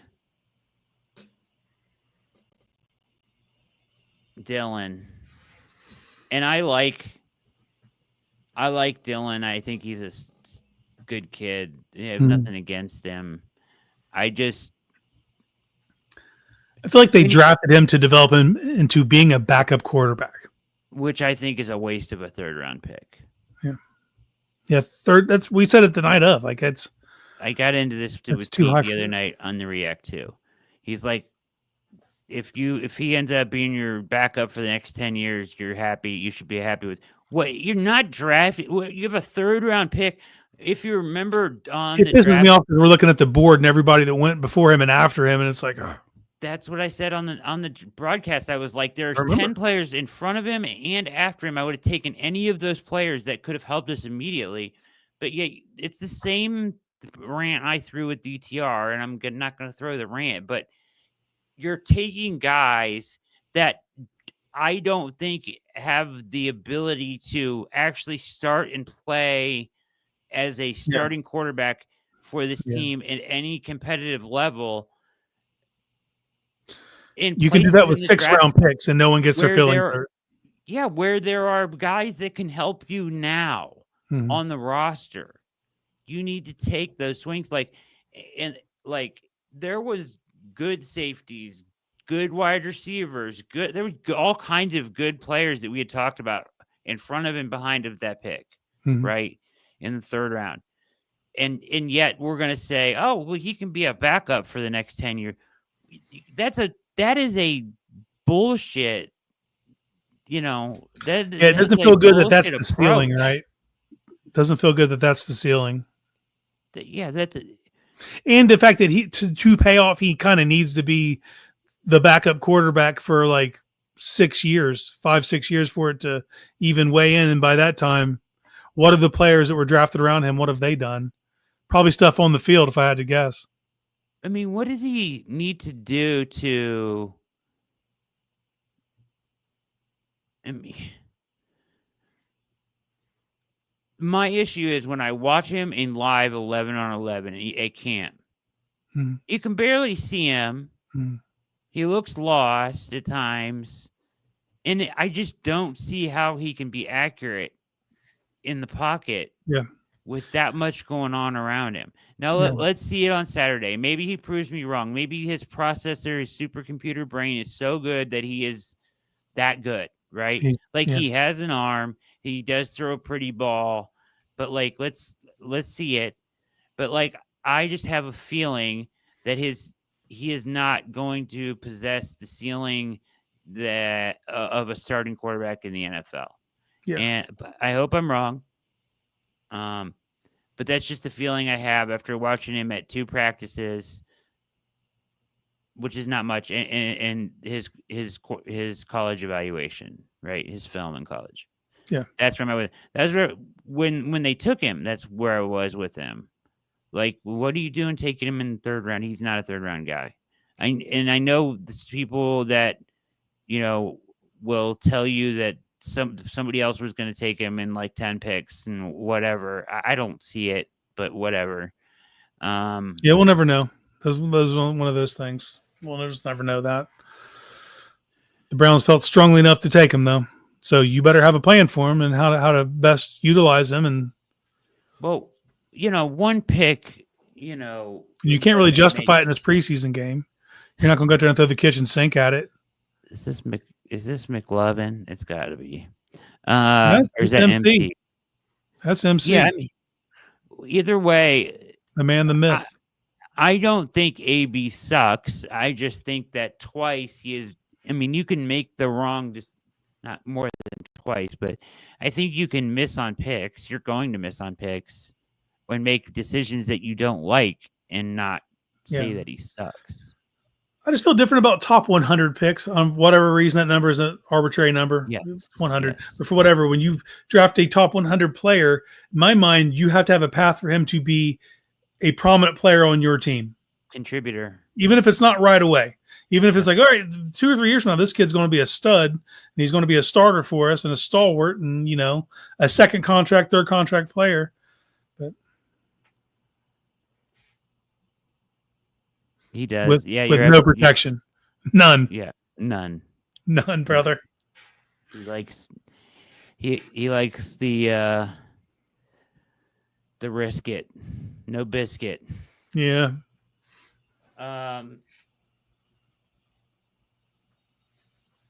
Yeah, but that's it. I mean, I hope he proves me wrong, but I just have this feeling. Like, yeah. I feel like, Well, I had someone earlier on Twitter telling me that if they go with Gabriel over Shador, then that's the end of it for him. He's done. Just done here. If they go with Gabriel over Shador in what? In the pecking order, and like if when the dust settles in this, and if Gabriel's ahead of Shador, whether that's being quarterback 2 and Shador being 3, or even 3 and 4, he's over. We're at a point where like health may dictate that more than anything. Mm-hmm. I just can't believe sitting through everything we've sat through, and like that's what's going to break you. That's where my mind goes. Both of them. I mean, he missed critical half of football that he could have played and matched Shador because of a hamstring and missed critical time. And now Shador, after he basically passes him, I mean, the Monday after that game on Friday night, 2 out of 3 sessions, he was the second guy up. Mm-hmm. To me, that tells me you've at least drawn even, if not passed. Yeah. Well, that's all I was hoping that performance did. Is obviously the fans are one thing, but in the coaches' minds, does that close the gap that was perceived to be? Yeah, you're right, MC. Wait, you shouldn't judge anybody on one preseason game. Any rookies, obviously, it can take years for guys to develop. So I'm not doing that. I'm just saying that I'm just being honest when I say don't have a good feeling about like what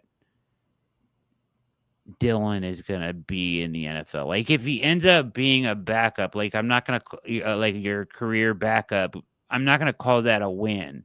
And I guess the bigger conversation we got into on Tuesday is that was Stefanski's pick. So you're saying like, if Stefanski was allowed to go get his guy at quarterback, that's who he chose. This is who he chose. Yeah.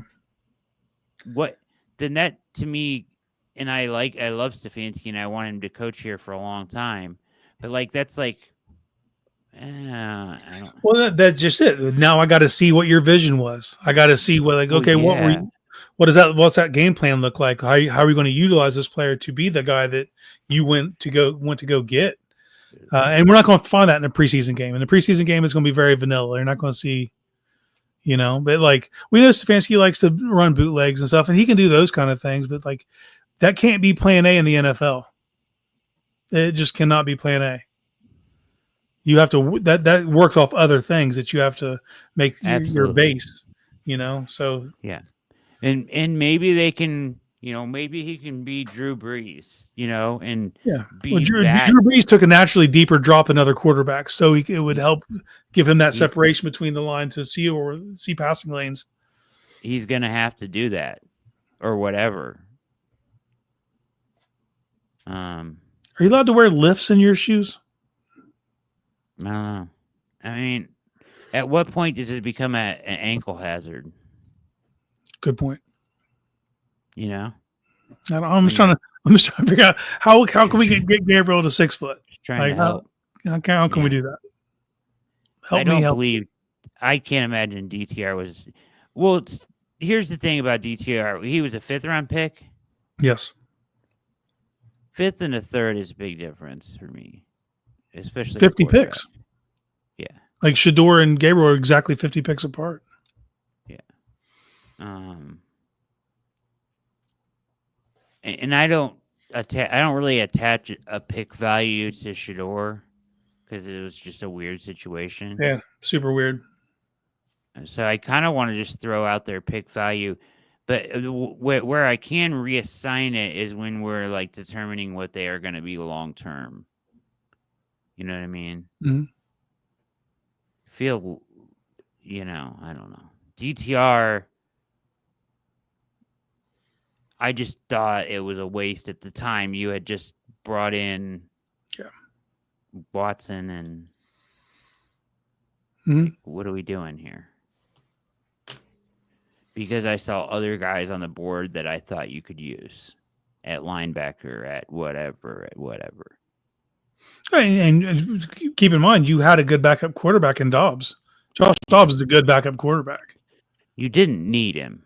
No, you forced that to try to get to steal value because you look at those guys Value. as bargaining chips down the line. But at the end of the day, you had to give He away a fifth just to get rid of them. currently is statistically the worst quarterback in NFL history. That's not good, right? That sounds bad. Sounds pretty bad. I don't think that's a good outcome. Sounds pretty bad. Yeah. All right. What are you watching?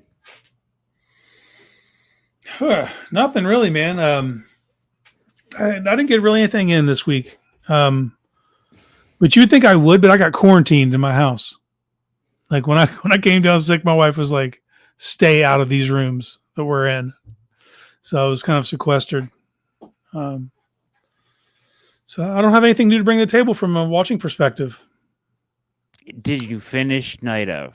No, I don't have access. I didn't have access to my TV. I know I'm slowing everything down.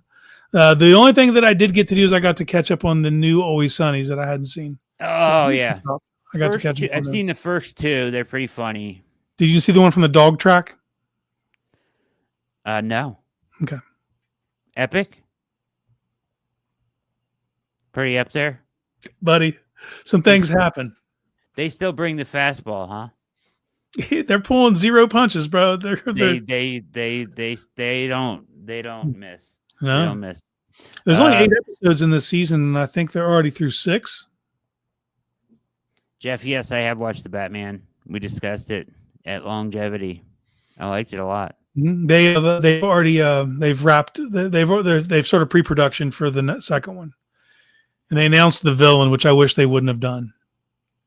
And it is spoiler alert, Mr. Freeze. Hmm.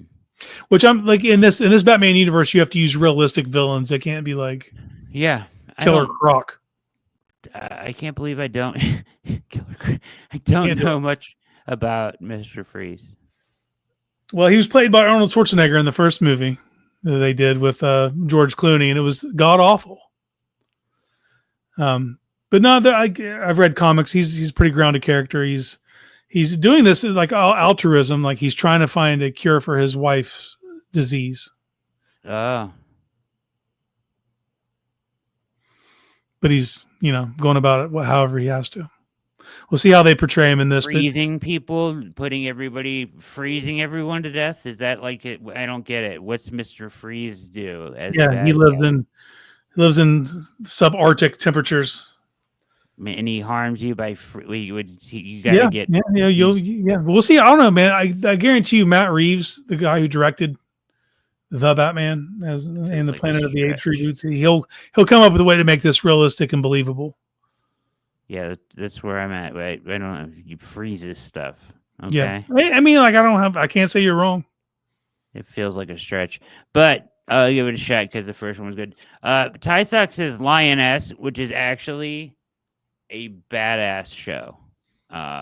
Paramount badass show. Yeah.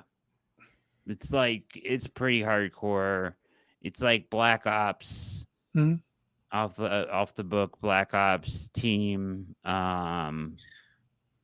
It's pretty hardcore. It's really good. I thought it was terrific. I know I'm probably preaching to the choir here, but you get Paramount Plus with your subscription to the OBR.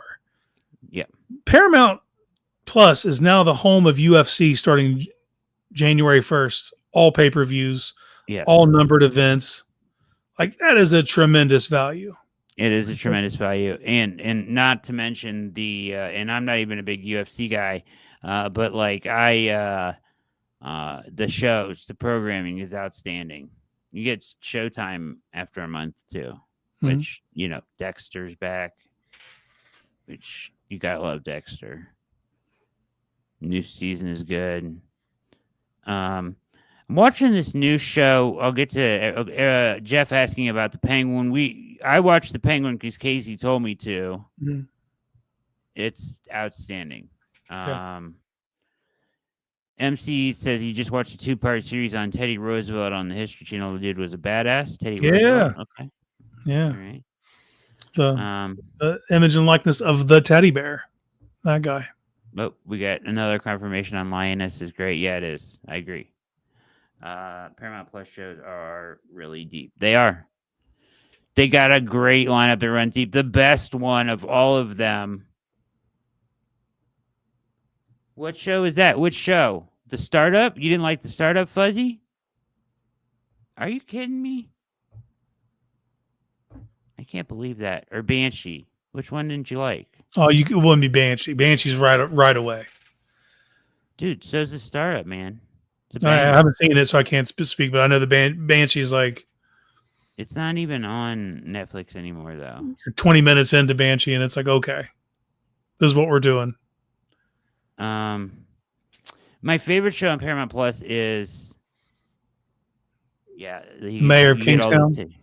Mayor of Kingstown. I figured that's what you were going to say. It's so good. It's written by the same dude, isn't it? Written by the dude who did Yellowstone. Am I crazy? He said Banshee didn't get him. I'm shocked. Thought it was excellent. I think it's excellent, wall to wall. Watched into episode 4 and you didn't like it? Wow, man, I'm sorry. I'll give you props though. It wasn't like you just turned on one. You went Good 4 job. and didn't like it. It's not for you. I respect that. Oh, this is world's fastest too. Hey, you know what? You gave it a shot, man. If you don't like it, you don't like it. I think it's tremendous. But if you don't like it, okay, I tried another one. I don't think you were here last week. World's Fastest, but I showed the trailer to a show called The Startup. It's different than Banshee. You should try that one if you didn't like it. It's another recommendation of mine. One off the map show that I thought was tremendous. Yeah, I'd never even heard of it, man. But the production looked amazing when you showed the trailer. Yeah, the production is amazing. Jeff saying, yes, Taylor Sheridan did Mayor of Kingstown. Yes, he did. And Yellowstone. And Landman. And Tulsa King. Yep. I do want to see Tulsa King. That's something I do want to see. Yep, very good. Excellent. And I'm not a fan of Stallone. In much. Really? In much. Really? Rocky 4. Rambo no. Judge Dredd. No.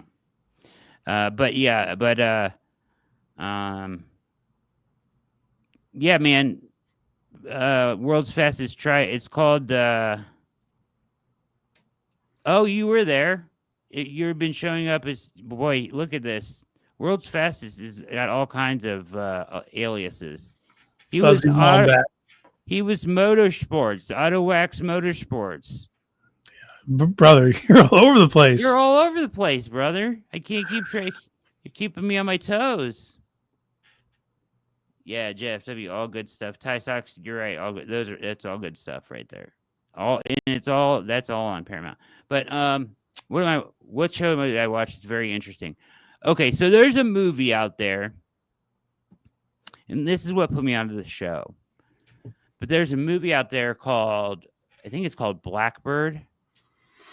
Yeah, it's got Egerton, the dude who was in like the Secret Service movies, whatever it was called. Yeah.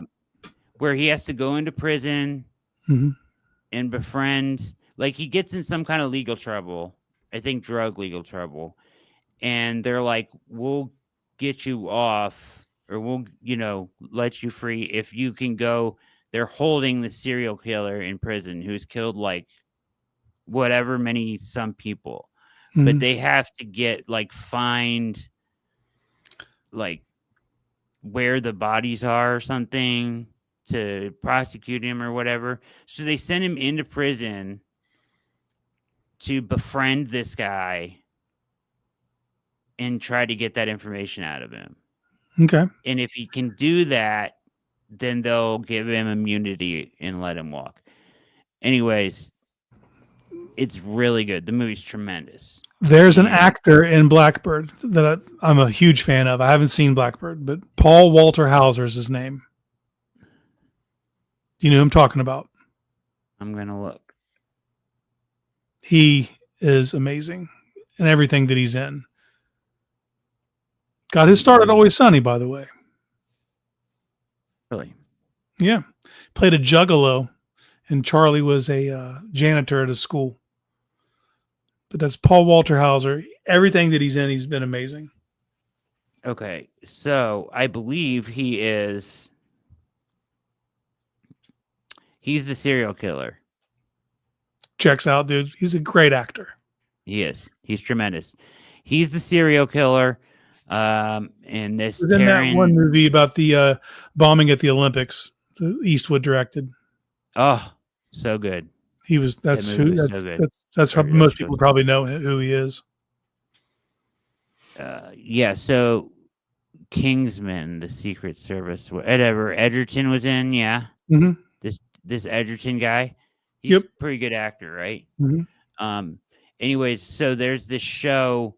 So that movie was tremendous. So if you like a movie, that's what I'm going to, Jeff. Right now, you called it Edgerton in that show. And because I liked him, the same creator or writer or whatever made a show on Apple TV called Smoke with Edgerton as the lead guy. And I'm watching it right now. And it is intense and very good. Very good. Journey, I think her name's Journey Smollett, Jesse Smollett's sister. She's famous. She's in a bunch of stuff now. But she's in it. What's the one Latino actor that's in everything? John Leguizamo. Just a guess. Is that his name? I'm just guessing. You just said Michael Pena would be the other. There's one guy that's like in everything, like every show I ever turn on, he's in. No, that's wrong. Hold on. But anyways, it's really good. It's about a fire. Basically, the show's about arson, right? But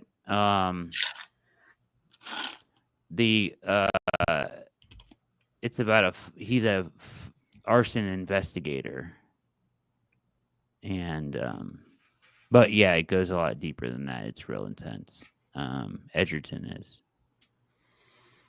Yeah, I've never seen that kid be bad in anything. He can sing too.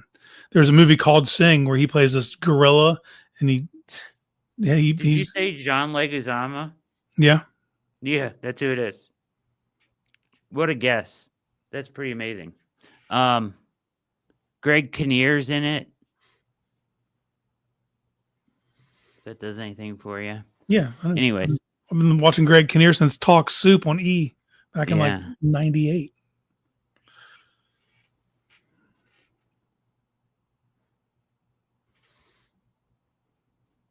Stuck on You with Matt Damon. That's a banger right there. He's in Little Miss Sunshine. Yeah. He's tremendous, Leguizamo is, and everything he's in.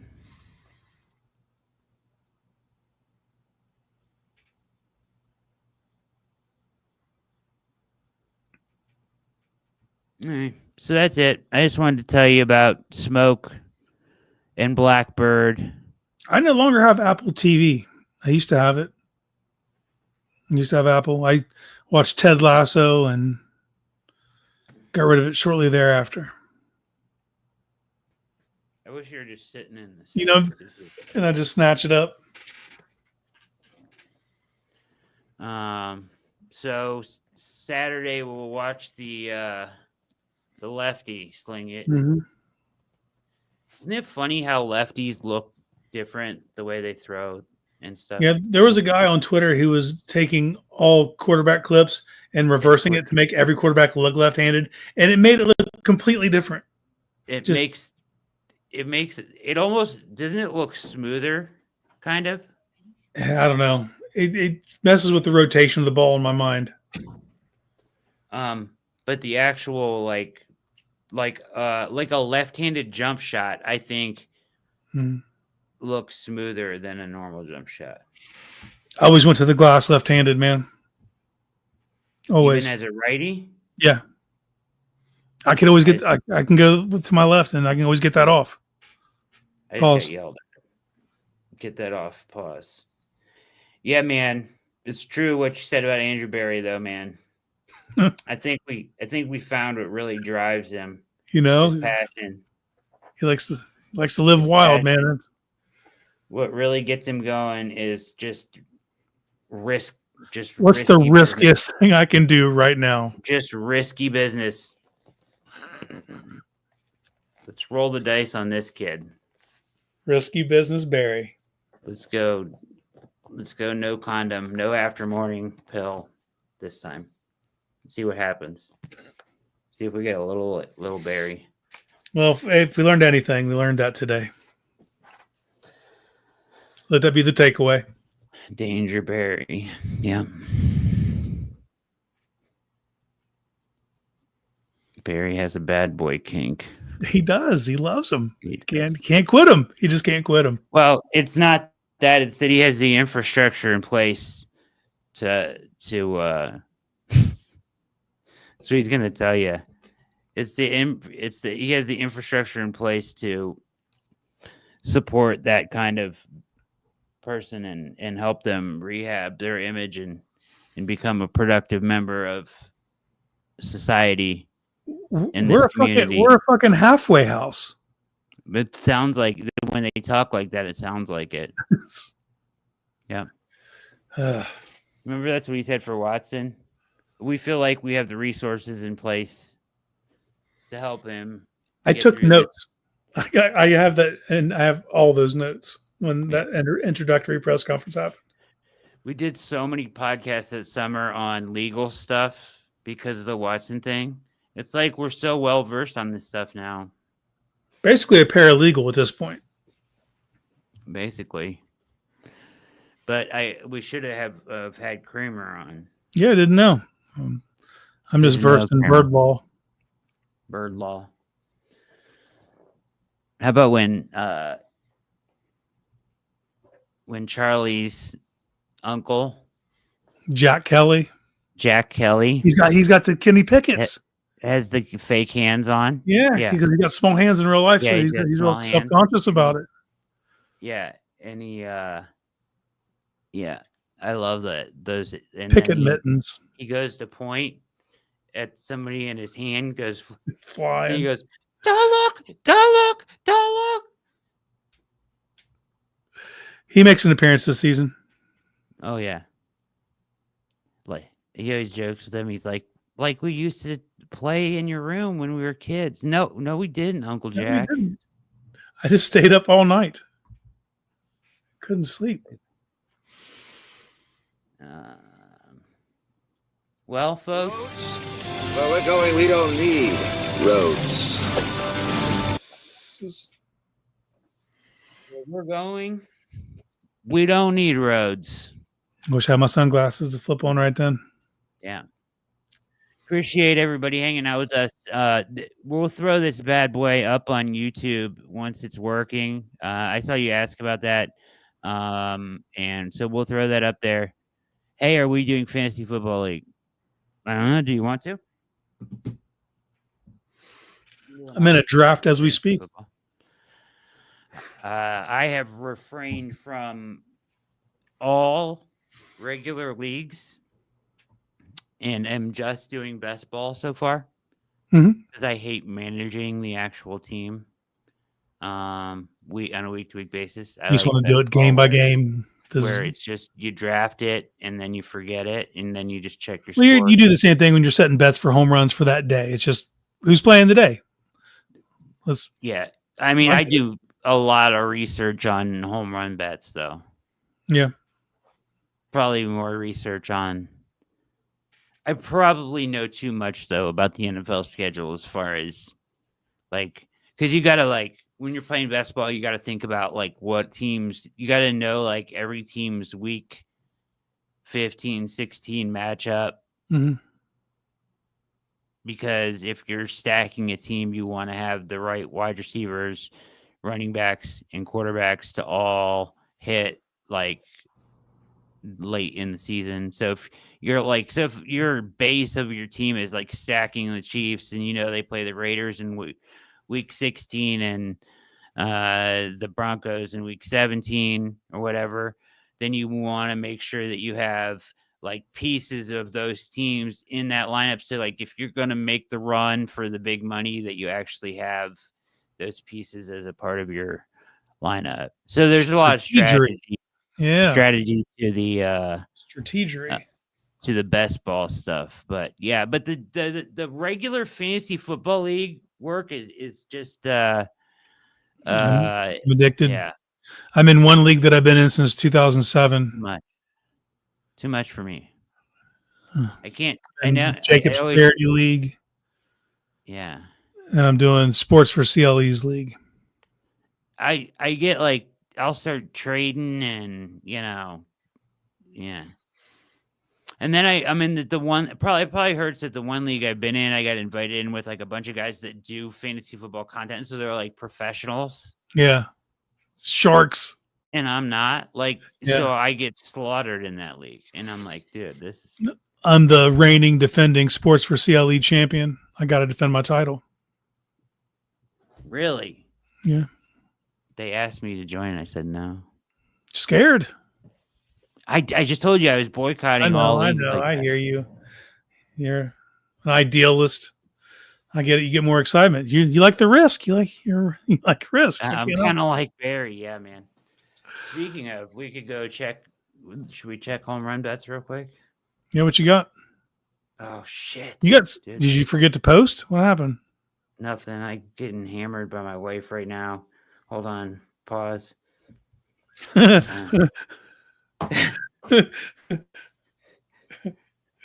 clipping that. You probably told her this is gonna be a quick one. We're just gonna I told her I'd moved some money over for her, and I totally forgot. So she just popped her head in here, and she's like, "The fuck you doing?" Like, there's no money on the card. I forgot to move it over. Living risky. Like a dum-dum. And then she's texted me again, and I had forgotten in 10 minutes that she yelled at me. That ain't gonna go well. All right. What was I gonna say? You check your home run bets. Did you forget to move the money over still? No, I did it. So I'm hot. I'm hot. I showed you I hit the other day. Yeah. With one of the players I'd never even heard of. Yeah. You're in the weeds. Yeah. Riley Green went deep. I got him in a round robin with Pete Alonso and Corbin Carroll. Alonso's in the 8th inning already, so that's not great. Yeah, not a lot going on tonight. Need this late game to get crazy. Ooh! I take it back. I got Paul DeJong and Lindor. Just need Matt Olson to win. That game is in the 8th. So coming down to the wire on a couple. Still got some hope out there. This damn game, what a letdown that is. I don't know if I could bet on something I'm not watching. It's just try it to see how I do. Like I need Kerry Carpenter to go deep. I need somebody from the Mets to go deep. The thing about round robins is, so you got, I have Riley Green in 2 round robins, so I'm still okay. I'm good. I'm good at least to break even. But yeah, so listen. Good week for the Browns. Really good week for the Browns. Good news. We know that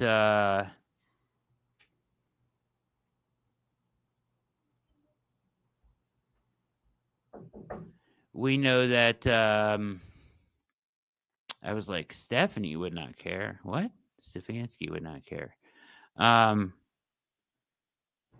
Strong work. Ding dong. Bing bongs. That's what That's what Carmen calls them. Ken Carmen. Home runs calls them bing bongs. I like that. It was good. Anyways, yeah. Yeah, let's be healthy. That's exactly right, world's fastest. Coming out of this week healthy after what we did and the Judkins news, that would make this week really good. So, no major injuries. See if we can get Shador back out there next week. It's not really going to matter. After this week, it's going to be a lot. I think it's going to be a trend. I mean, the reps at some point have to trickle down to like 1 for every 5, like a normal practice week. Yes. Yeah, we're the point you made earlier. We're there, basically. we're there. Yeah, we are there. Yeah. Most teams already have been there. 3 weeks from the real deal. So, so yeah, that's where we're at. Stay healthy. We'll get a chance to see Tiny Tim on Saturday, and I hope he does well. I really do. I hope he does well. The more success these guys have, the better. The younger guys. So, yeah, and pay attention to the frequency at which they're getting him out of the pocket. Can he throw from the pocket 7-step? Are they ever going to take 9-step drops? All this stuff will be really interesting. What kind of game plan do they have worked up? I think Stefanski will have something in place that allows him to have some success. Yeah. Even if it's for 1 week. I don't think he's going to let him go out there and look terrible. The interesting part to me will be like they gave Shador 50 snaps, right, or around that, and that was like the number they threw out ahead of time. Will they give him 50 snaps to get an apples to apples comparison? Right, yeah. Or are they worried about his hammy taking 50 snaps?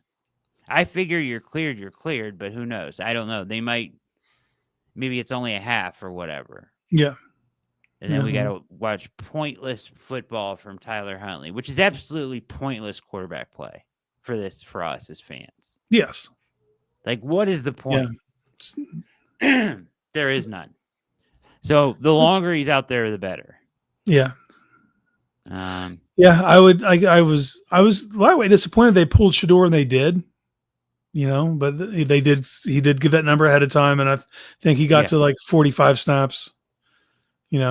Organically, it just makes sense coming off the way it worked. We'll see if they follow suit this week with Gabriel. Yep. I will tell you guys this. At Casey_Kinnaman on Twitter, at Ward on Sports on Twitter. Just make sure you're following if you like the show. Stay tuned. Okay? Just keep it locked with us if you like the show. Appreciate all you guys. For the one, you got any parting words, Case? No, you nailed it, man. Stay healthy, and Andrew Berry, strap up, brother. Strap up. Strap up, man. Too risky. Godspeed to everybody out there.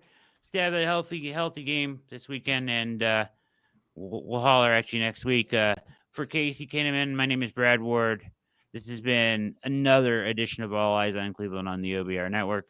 We are out.